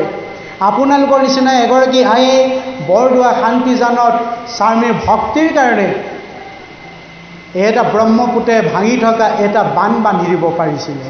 সেইখিনি হৈছে স্বামীৰ ভক্তি। এইকাৰণে লক্ষীয়ে এদিন কৃষ্ণ কৈছে, হে স্বামী, মই কোনগৰাকী আই চাদৰৰ আচলত বন্দী হওঁ জানা? তেতিয়া স্বামীক কৈছে, শুনা না ৰায়ণ, যিটো কুলক্ষণী নাৰী মোৰ প্ৰিয় হয়, স্বামীৰ চৰণ সেৱা স্বভাৱ যাহাৰ, সিটো কুলক্ষণী নাৰী জানিবা মাৰ। গতিকে হে স্বামী, যিগৰাকী আয়ে স্বামীৰ ভক্তিত সদায় গদগদ হৈ থাকে, সেইগৰাকী আই মোৰ অতিকৈ মৰমৰ হয়। আৰু সেইগৰাকী আয়ে চাদৰৰ আঁচলত মোক বন্দী কৰিব পাৰে। কিন্তু আমাৰ এই সংস্কাৰবোৰ নথকাৰ কাৰণে কি হৈছে, 70,000 দৰমহা পোৱা আইগৰাকীও আজিকালি ঘৰ চলাব নোৱাৰে। অনাচাৰ দুৰাচাৰ বিচাৰ নথকাৰ কাৰণে আমাক ধনে আজিকালি নোযোৰা হৈছে। আগৰ সংসাৰবোৰত আমাৰ দেউতা মাহঁতৰ কি আছিলে? তাত আছিলে শ্ৰদ্ধা আছিল, তাত আছিল ভক্তি আছিল। এতিয়া সংসাৰত কি হ'ল? এতিয়া সংসাৰত মৰম হ'ল, আপোনা আপুনি সম্বন্ধ পৰা গৈ গৈ তোমা তুমি হ'ল। আৰু এতিয়া সমীক্ষাই দিছে বোলে আপোনা আপুনি সম্বন্ধতকৈ তোমা তুমি সংসাৰৰ গণ্ডগোল বেছি। কোন সময়ত ভাঙে ক'ব নোৱাৰে। এই কথাটোকে এইকাৰণে ভক্তিত মৰমতকৈ ভক্তিটো হ'ব যে বেছি লাগিব, এই কথাটো দ্বাদশ স্কন্ধ ভাগৱতে কৈছে। যেতিয়া ৰাধায়ে ভাবিলে মই আজি কৃষ্ণক মই পৰীক্ষা কৰি চাওঁ যে মোকনো কিমান ভাল পায়। আমাৰ বহুতে পৰীক্ষা কৰে নহয়, ঘৰৰ মানুহ শাহু শহুত থাকি মোক কোনে কিমান মৰম কৰে, এই পৰীক্ষাটো কেতিয়াও ল'ব নালাগে। এই পৰীক্ষাটো ৰাধায়ে লৈছিলে। ৰাধাই দিন কি কৰিলে যে মোক সকলোতকৈ মোক কৃষ্ণই মোক স্বামীয়ে কিমান ভাল পায়, গতিকে মই এটা আকাৰ ধৰোঁ। কি বুলি ধৰিলে? চলিবে না পাৰো আৰু যাইবে ক ভৰি, জৈক মন নিয়াবে যেন লাগ কৰি। ৰাধাই কি অভিমান কৰিলে? কৃষ্ণৰ ওচৰত ভৰিটো বিষ বুলি ভাও ধৰিলে। আৰু ভাও ধৰি কৃষ্ণক ক'লে মই আৰু এখোজো যাব নোৱাৰিম, গতিকে তুমি কেনে কৰি নিয়া। তেতিয়া কৃষ্ণই গম পালে, সকলোৱে মনৰ কথা বুজি পায়েই, গতিকে মোৰ ৰাধাৰ অভিমান হৈছে। তেতিয়া কৃষ্ণই হাঁহি মাৰি কৈছে, হে হেন শুনি হৰিয়ে বুলি লন্ত তাইক হাঁহি, যাইবে যদি নাপাৰা উঠা কান্ধে আখি। তেনেহ'লেতো যাবতো লাগিবই, গতিকে কি কৰিব লাগিব?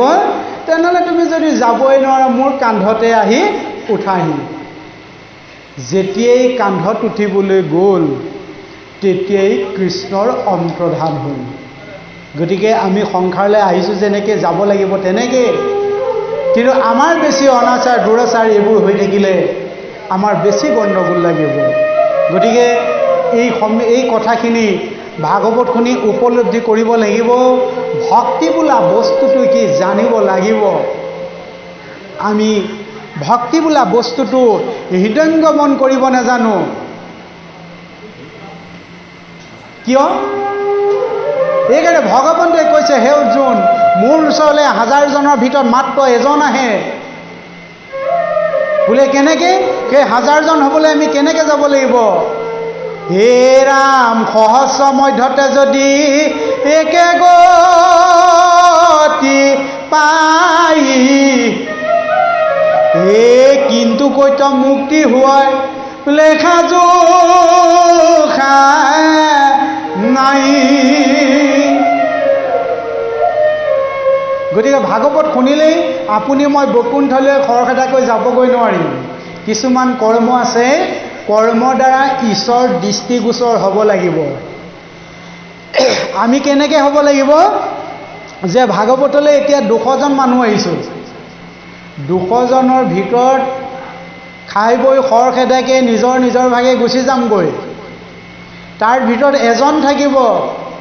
কোনজন থাকিব? আপুনি মই খাই গৈ নামঘৰটো পৰিৱেশ বিনষ্ট কৰি যোৱা পাতখিনি আটাই বুটাই শাৰী পুচি যিজন যাব সেইজন এজন থাকিব। আপুনি মই নাম শুনি খাই বৈ খৰখেদাকৈ ঘৰলৈ যোৱাজনৰ পুণ্য বেছি হ'ব নে আপুনি মই খাই বৈ পৰিৱেশ বিনষ্ট কৰি যোৱা শাৰী পুচি থকাজনৰ পুণ্য বেছি হ'ব? সেইজনৰ পুণ্য বেছি হ'ব। আপুনি মই এইকাৰণে ভক্তিৰটো জানিব লাগিব। এইকাৰণে বৰজনে প্ৰশ্ন কৰিলে, তোমাৰ ভক্তি কেনেকৈনো সাধন কৰিব পাৰি, তোমাৰ ভক্তিত কেনেকৈ সহজে উপায় অৱলম্বন কৰিব পাৰি। তেতিয়া কৃষ্ণই কৈছে, আছে মোৰ কিছুমান কাম আছে, তুমি গকুল দ্বাৰকা মথুৰালৈ নগ'লেও মোক পাবা, তুমি বৰদোৱা ভৰলী নামঘৰ নগ'লেও মোক পাবা, এইখিনি কাম তুমি কেতিয়াবা কেতিয়াবা মন গ'লে কৰি চাবা। তেতিয়া কি বুলি ক'লে, হে ৰাম মুৰগীহে পুষ্পবাতি কৰিবা যতন, হে শ্ৰদ্ধা ভাৱে মুৰগীহ কৰিবা লেপন, গৃহকলে পঞ্চমিতি কাৰৰেনো যত, হে সেহি কৰ্মে ভক্তি বাঢ়ি থাকে বৈ কুণ্ঠত।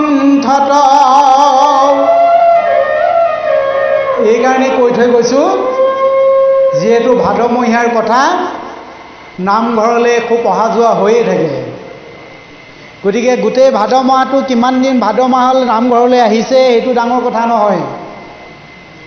ভাদ মাহ যোৱাৰ পিছত কেতিয়াবা নামঘৰলৈ এদিন মুচিবলৈ আহিছে নাই, সেইটোহে ডাঙৰ কথা। আগৰ মানুহৰ শ্ৰদ্ধা ভক্তি আছিল, ভাগৱত এনেকৈ আলোচনাই কৰা নাছিল, যে তাতে ভগৱান আছে বুলি এটা বিশ্বাস আছিল, ভাগৱত চুবলৈ ভয় কৰিছিল। এতিয়া আপুনি যদি কয়, তই দেখুৱাই দেচোন ইমান দিনে ভাগৱত পঢ়িছ ক'ত ভগৱান আছে, এতিয়া মানুহৰ এনেধৰণৰ মন্তব্য। গতিকে আগৰ মানুহৰ ভক্তি থকা শ্ৰদ্ধা থকাৰ কাৰণে ভাগৱততে ভগৱান আছিল বুলি এইটো দৃঢ় বিশ্বাস আছিল। আগৰ মানুহে কি কৰিছিল, পাল পাতি পাতি নামঘৰ মুচিছিল। আজিৰ দৰে গোটেই বছৰৰ কাৰণে হাজিৰা নিয়োগ কৰি দিয়া নাছিল, বোলে যি লাগে তাকেই দিম, কিন্তু নামঘৰ মুচিব মোৰ সময় নাই। গতিকে গতিশীল সময় সেইটো ব্যৱস্থা ৰাখিছে, তাত আমাৰ ক'বলগীয়া বিশেষ নাই, কিন্তু কেতিয়াবা নামঘৰ ভাগ মুচিব যাবলৈ যত্ন কৰিব লাগে। তাৰ কাৰণে কি হৈছিল, পদ্ম পুৰাণৰ কথা, চঞ্চলা পাংগী নামৰ এগৰাকী বেশ্যা আছিল। সেই বেশ্যাগৰাকী কি কৰে, সেই এখন অটব্য অৰণ্যৰ মাজত এটা মন্দিৰ আছিল, তালৈ দেশ বিদেশৰ পৰ্যটকসকল আহে, আৰু সেই বেশ্যাগৰাকী চঞ্চলা পাংগীয়ে গৈ লৈ পেলাই কি কৰে, তাতে সেই পৰ্যটকসকলক ধন ধানৰ কাৰণে মোহিত কৰিছিল। আৰু চঞ্চলা পাংগীয়ে এদিন কি কৰিলে, যে তামোল খাই লৈ পেলাই হাতত লাগি থকা চূণকণ এটোপা গছত লগাই দিলে, সামান্য অকণমান চূণ হাতত লাগি থকা, এই চূণকণ লগাই দিয়াৰ বাবে পুণ্য কিমান দিন সাধন হৈছে, যে অতদিনে বেশ্যা পবিত্ৰত জড়িত হৈ থকা চঞ্চলা পাংগী কেইদিন বৈষ্ণৱ পাৰিষদসকল আহিল। তেতিয়া যমদূতৰ পাৰিষদসকলে কৈছে, এই বেশ্যাগৰাকীক নিব লাগিছিল, আমি আহিলা তোমালোক, বোলে এই বেশ্যাগৰাকী বেশ্যালিপ্ত আছিল ঠিকেই, কিন্তু বেশ্যাতকৈ পুণ্য অধিক হোৱাৰ মূল কাৰণটো হ'ল, এদিন সেই মন্দিৰত গৈ অকণমান চূণ লগাই সৌন্দৰ্য বৃদ্ধি কৰাৰ কাৰণে তেওঁ পুণ্য বহু গুণে ওপৰত গুচি গ'ল। দণ্ডুক নামৰ এজন চোৰ আছিল, এদিন এটা মন্দিৰলৈ গ'ল, মন্দিৰত গৈ লৈ পেলাই ভগৱানৰ মূৰ্তিটোৰ অলংকাৰখিনি দেখি পেলাই ভাবিলে যে মূৰ্তিটো যদি লৈ যাওঁ আকৌ পুৱা গধূলি ধূপ ধূনা লগাব লাগিব, এইটো লেঠাহে লাগিব, গতিকে মূৰ্তিটো থৈ অলংকাৰখিনি ল'লে। অলংকাৰখিনি লৈ পেলাই এতিয়া ভৰি খোজ পৰিব, ভৰি খোজখিনি কি কৰিছে, পৰিলে ধৰা পৰিব, আহোঁতে ঘূৰি আহোঁতে পিছফালৰ পৰা মুচি মুচি মুচি মুচি ভৰি খোজখিনি নাইকিয়া কৰি আহিছে। আৰু ভৰি খোজখিনি নাইকিয়া কৰিব যাওঁতে যাওঁতে নামঘৰ পৰিষ্কাৰ হৈ হৈ আহিছে। তেতিয়া এই দণ্ডুক নামৰ চোৰৰ পাপতকৈ পুণ্য বহু গুণে ওপৰত গুচি গ'ল। তেতিয়া এদিন বৈকুণ্ঠৰ আলহী হ'বলগীয়া হ'ল। গতিকে এইকাৰণে আমাৰ ভাদ মাহটো ঠিকেই থাকে, তাৰপিছত 365 দিন নামঘৰ মণিকূট গৈ ঢেকীয়া লজাই আকিক চানে ধৰে, আমাৰ যাবলৈ সময় নাই। গতিকে কেতিয়াবা মন গ'লে শাহুগৰাকীৰ দায়িত্বত পৰি বোৱাৰীগৰাকীয়ে হওক, বোৱাৰীগৰাকীৰ দায়িত্বত পৰি শাহুগৰাকীয়ে হওক, গাঁৱৰ নামঘৰ ভাগ কেতিয়াবা মুচিবলৈ আহিব। হৃদয়লৈ এনেই আপুনি ভক্তি এটাকে আপোনালোকৰ হৃদয়লৈ প্ৰৱেশ কৰি আহিব। গতিকে আগৰ ভক্তিৰ কৰ্মৰ মাধ্যম চাইছেনে?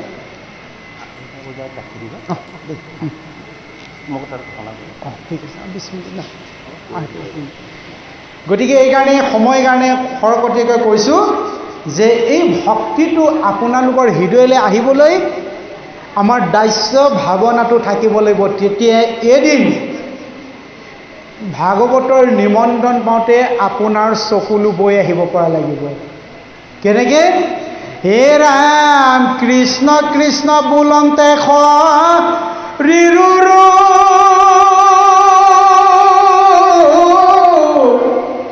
মাংসয়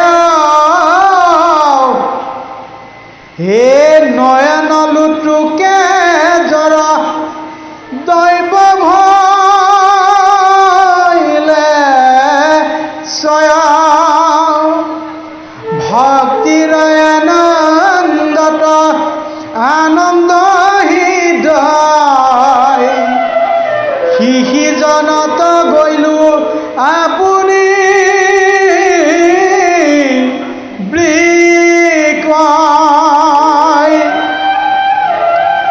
এদিন ভগৱান আপোনাৰ দাস হৈ যাব লাগিব।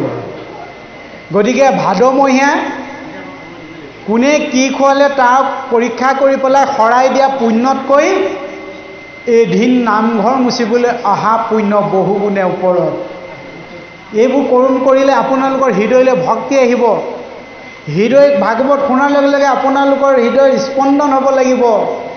ভাগৱত ঘোষা নেগাওঁ, ভকতৰ ওচৰত সেৱা ধৰোঁতেই এফাকি ঘোষা গাওঁতেই দুলাইন গাওঁতে আপোনালোকৰ চকুলো বৈ আহে, পৰ্যায় পাব লাগিব।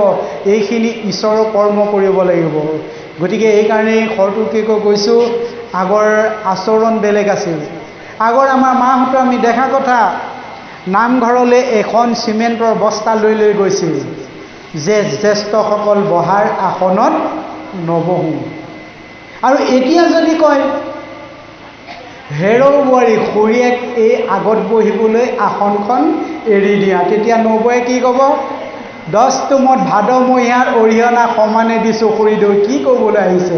ইয়াত বহা অধিকাৰ মোৰো সমানে আছে আজিৰ তাৰিখত, আজিৰ সমাজ।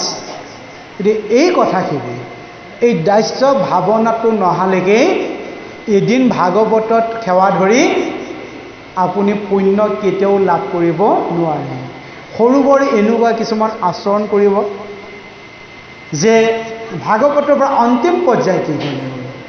ভাগৱত শুনিবলৈ যাওঁতে দুভাগত বিভক্ত হৈ গ'ল। কোনোবাই বিভিন্ন অজুহাত দি নুশুনো বুলি গুচি গ'ল।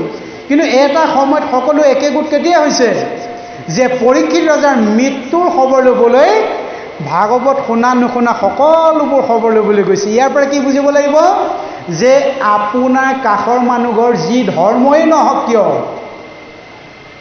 আপোনাৰ কাষৰ মানুহঘৰ যি জাতি জনজাতিয়ে নহওক কিয়, কাষৰ মানুহঘৰৰ কোনোবা এজন বিচনাত পৰি থাকিলে আপুনি খবৰটো ল'বলৈ যাব পৰা অধিকাৰ ভাগৱতে দিছে।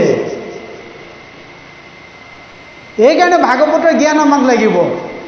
এতিয়া আমাৰ ধৰ্ম নামত বিভিন্ন দল ওলাইছে, তাত ভাগৱতৰ সম্পূৰ্ণ দৰ্শন নাই। তাৰ বাবদ আমাৰ মাজত গণ্ডগোল লাগিছে। কিন্তু ভাগৱতে প্ৰথমতে চিধা কথা কৈ থৈ গৈছে। কি কৈছে? পৰধৰ্মক নিহি কিবা কদাচিত কৰিবা ভূত কদায়া কৰুণচিত হৈবে খান্ত খবচিত ধৰ্মত বচল সেহি ভাগৱত ধৰ্ম জানা মহাবল। আপুনি বেলেগ মানুহবোৰৰ ধৰ্ম আপোনাৰ লগত নিমিলিবও পাৰে, সেই মানুহবোৰৰ ধৰ্মক আপোনাৰ ঈৰ্ষা কৰা অধিকাৰ ভাগৱতে দিয়া নাই। সেইকাৰণে ভাগৱতৰ দৰ্শনবোৰ সমস্ত উবা নৰলোক হৰি ভজিউক ধৰা ইটো উপদেশ এৰা আলজাল জীৱা কতকাল জৰা ভৈল্য পৰিৱেশ।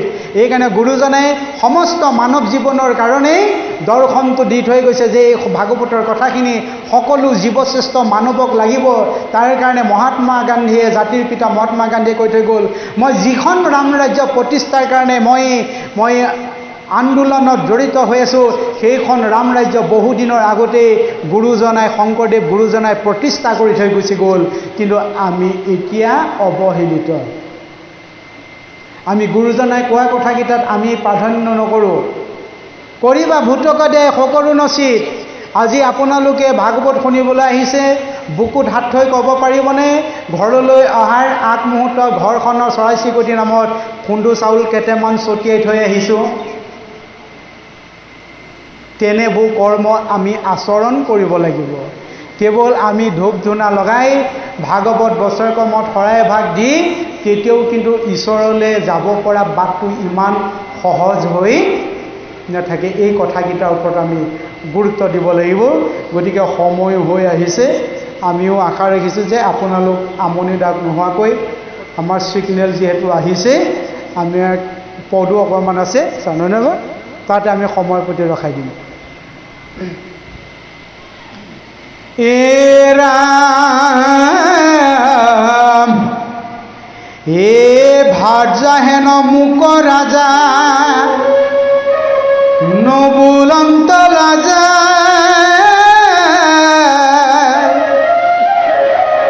ও টুক পুত্ৰ বুলি আছা শিৱ কোন কাজে সুৰুচি বুলিল যত হিতয় উপদেশ পূৰ্ব জন্মে জাতু নাৰা ধিলু হৃদকেশ শিকাৰণে দুৰ্ভগাৰ গৰ্ভে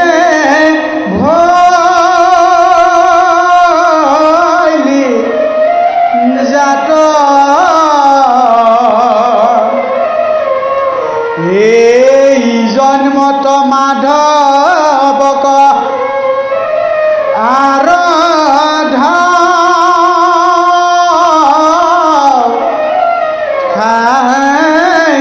খাত কমল নয়নকে নাৰায়ণ বিনে হে তোৰ ইটো দুখ সন্দি বেক নকুনে হে যদিকে মাংস খবাপ উত্তম সম্প্ৰতি হে ভজুতে দে ভকত ফলজ দুপতি যাৰ পদ সেবি ব্ৰহ্মা নিমিলন্ত সৃষ্টি হে লোভিল পৰম পৰম পদ পাৰমেষ্টি তজু পিতামহ মুনু সচকুৰামা এ জাককে বিভৈলা ত্ৰিবু বনে অধিকাৰ যাৰ পাদ পদ্ম খেদি মুমুখ সকলে হে লক্ষ্মীও ভজিয়াও আছে চৰণ কমলে কোটি ব্ৰহ্মাণ্ডৰো নাথ বিধাতাৰ বিধি তাহাকৈ ৰাধি কুশে সাধে খৰ্বে সিদ্ধি হে শুকা কুলে আউৰ কিছু বুলিতে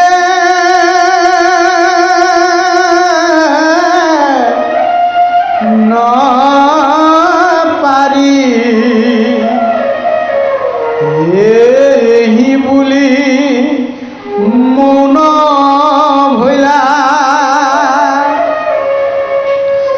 সুনীতি সুন্দৰী শুনা সৰ্বলোকে হবে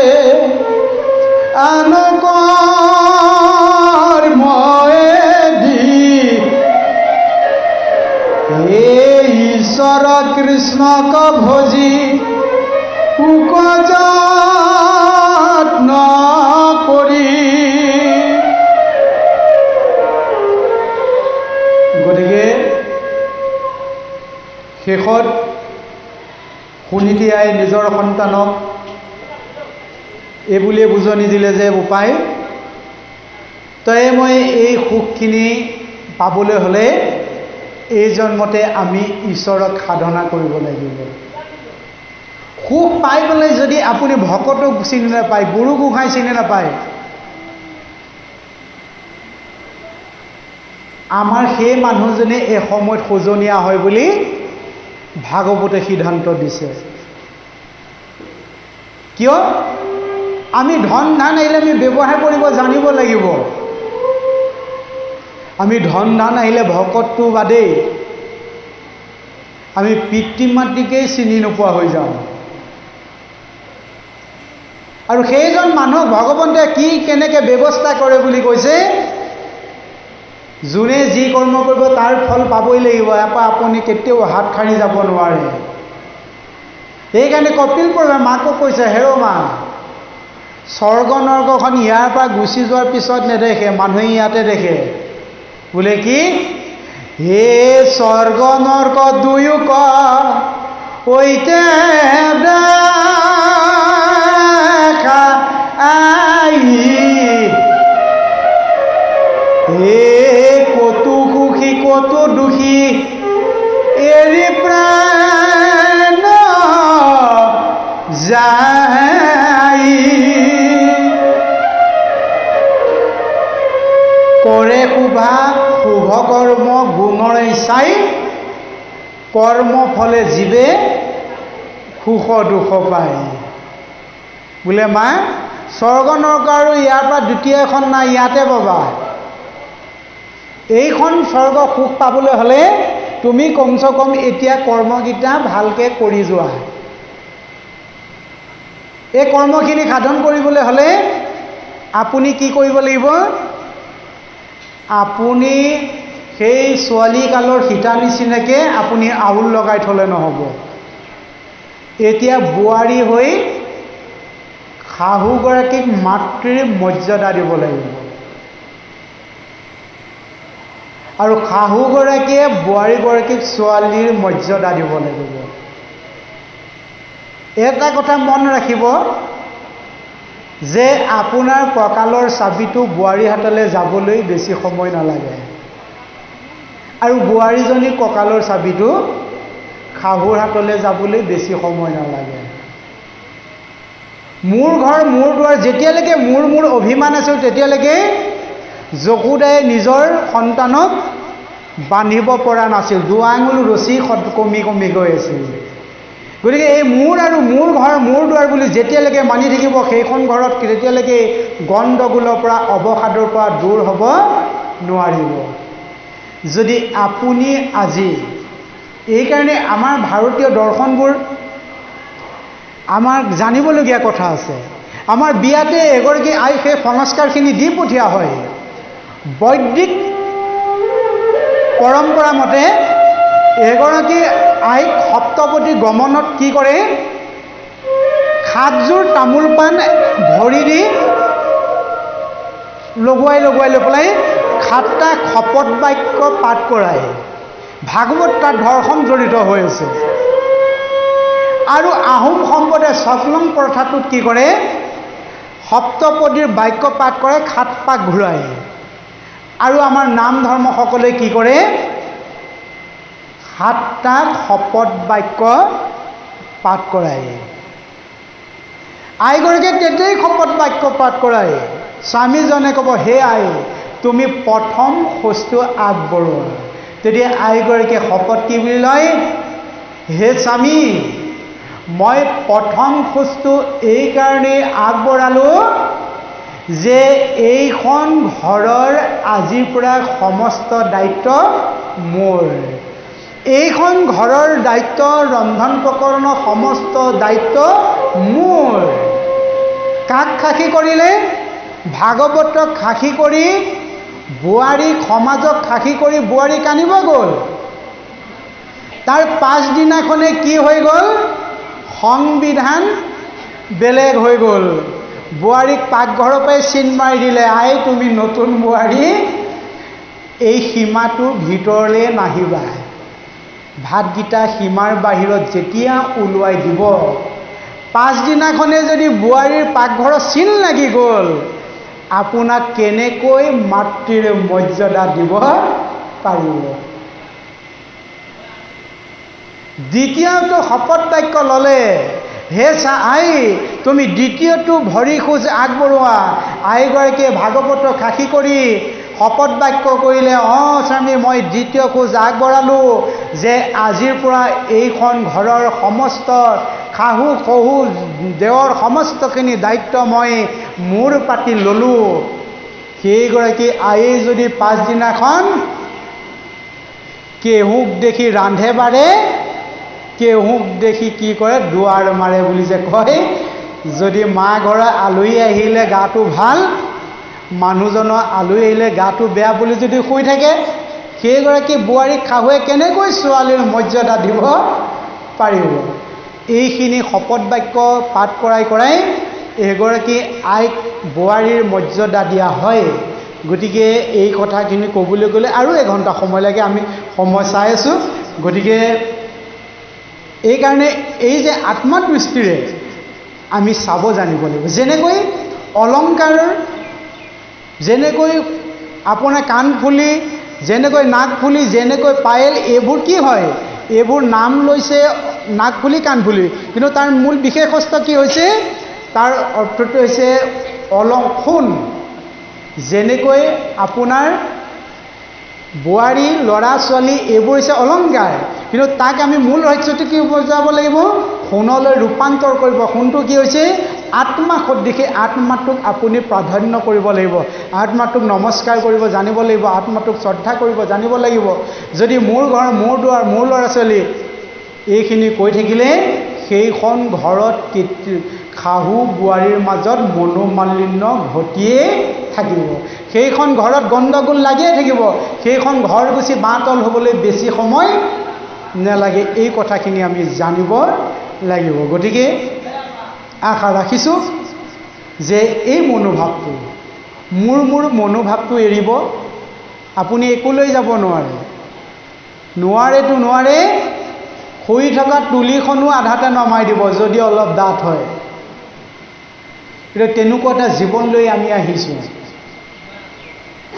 গতিকে এইকাৰণে ল'ৰা ছোৱালী ভাৰ্যাৰ ওপৰত বৰ বিশেষ ভৰসাও নাৰাখিব। যিটো কথা গজেন্দ্ৰৰ কাহিনীৰ পৰা আমাক বুজাই দিছে যে এইখিনি যেতিয়ালৈকে তুমি মোৰ কৈ থাকিবা, যেতিয়ালৈকে তুমি পঢ়ি থাকিব পাৰিবা। চাবচোন, মাক বাপেকক কোনে পঢ়ে আজিকালি? ভাগ চাই লয়, বোলে পেঞ্চনটো যোনে পাব সেইটোহে পঢ়িব। আজিৰ তাৰিখত এই কথাখিনি ভাগৱতে কৈ থৈ গৈছে। গতিকে সময় এনেকুৱা বেয়া হৈ যায়, আপুনি কাকোকে দুখৰ কথা আপুনি সমভাগী কৰিব নোৱাৰিব। গতিকে গজেন্দ্ৰই যেনেকৈ নিজৰ ল'ৰা ছোৱালীৰ ওপৰত ভৰসা কৰি অন্তিম সময়ত নিশহাৰা হৈ কেৱল ভগৱন্তক বিচাৰিব পালে, আমিও তেনেকৈ এদিন ভগৱন্তক সাক্ষী কৰিব লাগিব। আপোনাৰ ল'ৰা ছোৱালী সমস্তখিনি সময় গতিত আঁতৰি যাব। এইকাৰণে কৈছে 50 বছৰ মেকআপৰ প্ৰয়োজন নাই। আপোনাৰ যিমান দামী মেকআপ কৰিলেও গাল খটৰা খটৰি পৰিব। 60 বছৰত আপোনাৰ দামী চিয়াৰখনৰ প্ৰয়োজন নাই। যিজনে আপোনাক ছাৰ বুলি মাতি আছে, কাইলৈ চেণ্টাৰত দেখিলে নেদেখা ভাও ধৰিব যেতিয়াই আপুনি ৰিটায়াৰমেণ্ট হ'ব। 70 বছৰ ডাঙৰ ঘৰৰ প্ৰয়োজন নাই। ল'ৰা ছোৱালী চব বাহিৰত, নিজৰ ব্যস্ততাত, বুঢ়া বুঢ়ী ঘৰত, চাবলৈ মানুহ নাই। 80 বছৰ দামী ঘৰ পৰি থাকিব, একাউণ্টত কোটি টকা সোমাই থাকিব, ওলোৱাবলৈ মানুহ নাই, দামী গাড়ী চলাবলৈ মানুহ নাই। আৰু 90 বছৰত সাৰ পাই থকা, শুই থকা একেই কথা। এইটো হৈছে শৰীৰ, অস্থায়ী শৰীৰ। এইটো পৰি যাবগৈ। গতিকে ল'ৰা ছোৱালীক বিশ্বাস হ'বলৈ হ'লে আপুনি মই ভাগৱতৰ জ্ঞান অকণমান হ'লেও ন্যূনতম এদিন হ'লেও ভাগৱত শুনাব লাগিব। নহ'লে এদিন আপোনাৰ যাৰ ল'ৰা ছোৱালীৰ কাৰণে গোটেই দিন সমস্ত উচৰ্গা কৰি দিছে, সেই ল'ৰা ছোৱালীয়ে আপোনাক এদিন ক'ব, পুহিবে নাপাৰ বুঢ়া খাইবে মা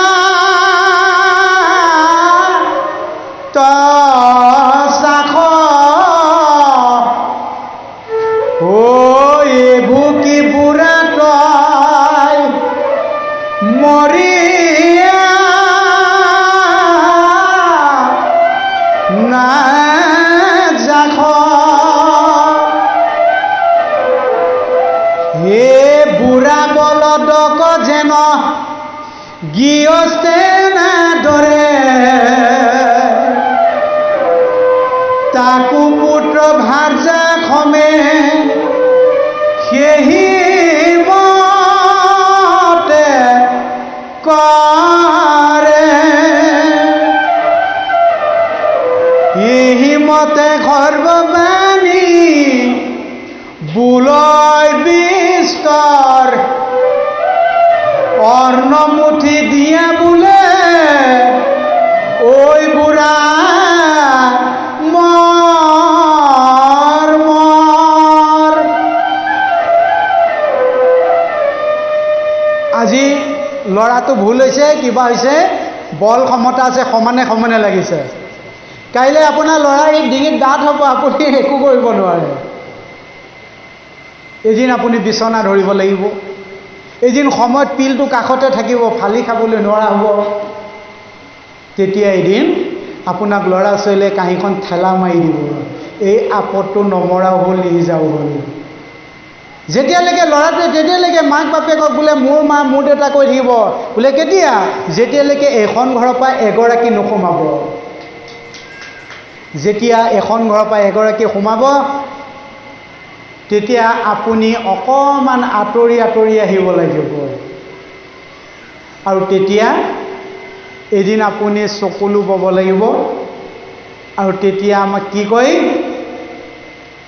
বোলে এহিমতে সৰ্ববাণী বোলে বিস্তৰ অৰ্ণমুঠি দিয়া বোলে ঐ বুঢ়া মৰমৰ। যেতিয়া ভাতকেইটা ঠেলা মাৰি দিব, এই আপদটো নমৰাও হ'ল, নিসিজাও হ'ল, কি আৰু ভগৱানৰ নাম মুখলৈ আহিব। সেইকাৰণে কৈছে, পুত্ৰ চিনি পাবা বিবাহৰ পাছে,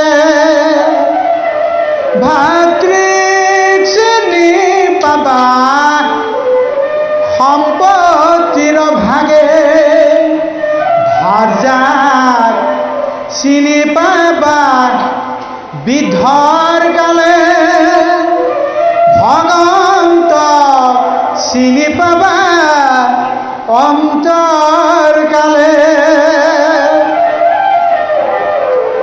চব সকলোবোৰ ভাগে ভাগে গুচি যাবগৈ। ভগৱন্ত অন্তিম সময়ত আপোনাক প্ৰয়োজন আছে আৰু লাগিবই। এইটো কাৰণে সকলোবোৰ বিধি দি হ'লেও এদিন ভগৱন্তক সময় দি থ'ব, তেতিয়া ভগৱন্তই সময়কণ আপোনাকো দিব। গতিকে এইকাৰণে সময়বোৰ বহুত বেয়া। যিটো সময়ত আপোনাৰ নেতৃত্বত এখন ঘৰ চলিছিল,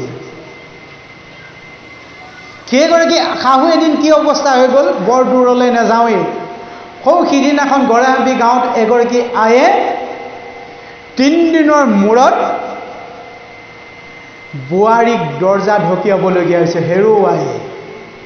পাৰিলে মোক সোধাই এনেকৈ পানী অকণমান ঢালি হ'লেও ভাত কেইটামান দে। এটা সময়ত বোৱাৰী চলিছিল, এটা সময় আহিল বোৱাৰীক ৰাতি 1 বজাত দৰ্জা ঢকিয়াই ভাত খুজিবলগীয়া হৈছে। এটা সময় আছিল, ল'ৰা ছোৱালীৰ কাৰণে সমস্ত উচৰ্গা কৰি দিলে। সেই ল'ৰা ছোৱালী প্ৰফেচাৰ ইঞ্জিনিয়াৰ হৈ কি কৰিলে? মাকে গধূলি হ'লেই এঘৰলৈ যাবলৈ, ওলাই যাবলৈ ভয় কৰা হ'ল। জানোচা গ'লেই ল'ৰাই তলা লগাই দিব, তালৈকে ঠিকেই আছিল। এটা বাথৰুমৰে পানী খাইছে, এটা বাথৰুমতে গা ধুইছে, তেতিয়ালৈকে কলংগাৰ ল'ৰাই সন্তুষ্ট নাথাকি মাকৰ ইনভাৰ্টাৰ কানেকশ্যনটো কাটি দিলে। মাকে ভাবিছে কাৰেণ্টটো গ'ল। তেতিয়া মাকে চাইছে ডাঙৰ ল'ৰাৰ ৰুমত ইনভাৰ্টাৰ জ্বলি আছে, মোৰ ৰুমৰ লাইট ল'ৰায়ে কাটি দিলে। আজিৰ সমাজ মাককে হস্পিটাললৈ নিম বুলি কৈ দিকং নদীত হস্পিটালত গাঁঠি মাৰি পেলাই দিয়া সন্তান ক'ত জন্ম হৈছে? এই আমাৰ অসম মুলুকতে জন্ম হৈছে। গতিকে এইবোৰ ঘটনা নহ'বৰ কাৰণে আজিৰ তাৰিখত ভাগৱত পাতি লগতে ছোৱালীজনী বোৱাৰী আনি পেলাই অকণমান ভাগৱতৰ প্ৰয়াণ দি থ'লে কমচে কম আপোনালোকে জীৱনৰ বিয়লি বেলাত হয়তো কেতিয়াবা এই নঘটিবলগীয়া ঘটনাকেইটাৰ সন্মুখীন আপোনালোক হ'ব নালাগিব। তাকে আশা কৰি আগলৈ আপোনালোকক পোৱাৰ আশাৰে ব্যস্ততাময় জীৱনত আপোনাসবেও আজি এই অনুষ্ঠান ভাগত বহুমূলীয়া সময় দি সাফল্যমণ্ডিত কৰিলে। গতিকে আমিও আপোনাসবৰ আজ্ঞা, এই সেৱকীৰ আজ্ঞা শিৰত লৈ ভাগৱতকে দোহাই দি মাত্ৰ দুই এটা কথা কৈছোঁ। তাতে দোহাই দি পেলাই সকলৰ প্ৰতি দুই এটা কথা কৈছোঁ যে আপোনালোকে ভুল বুলি কোৱাৰ মোৰ অধিকাৰ নাই। মই এই কাৰণে কৈছোঁ যে তিৰিৰ কপালে ধান,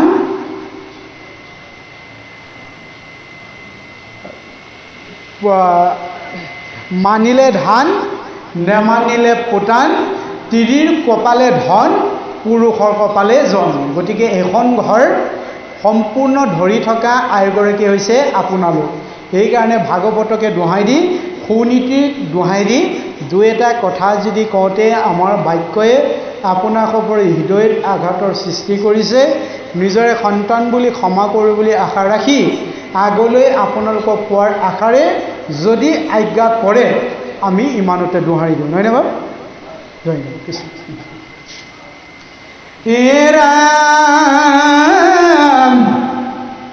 শুনা সৰ্বলোক হবে আন কৰ্ম এৰি, ঈশ্বৰ কৃষ্ণক ভজি উক যত্ন কৰি, এ বিশাৰদ লোক হবে তেজি কাম, এ শ্ৰী বিষ্ণু ভাৰতী ভনে ভুলাৰ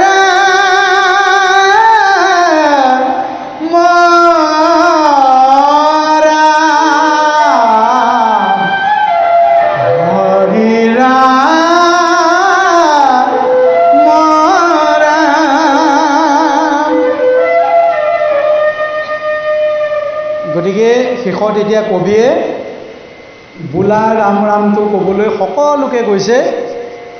গতিকে আপোনালোকৰ অনিচ্ছা স্বত্বেও আপোনালোকে শেষান্তত এবাৰ ৰাম নামটো উচ্চ উচ্চাৰণে কৰিব বুলি আশা ৰাখি আমি দোহাই দিছোঁ। হে ৰাম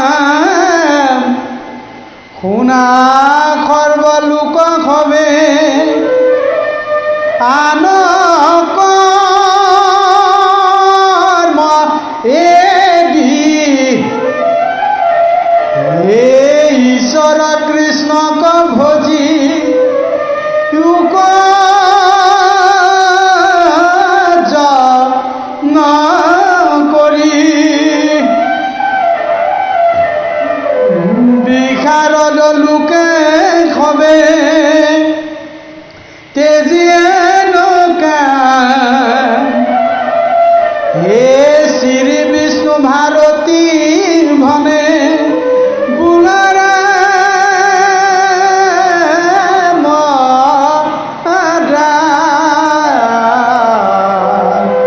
হৰি ৰাম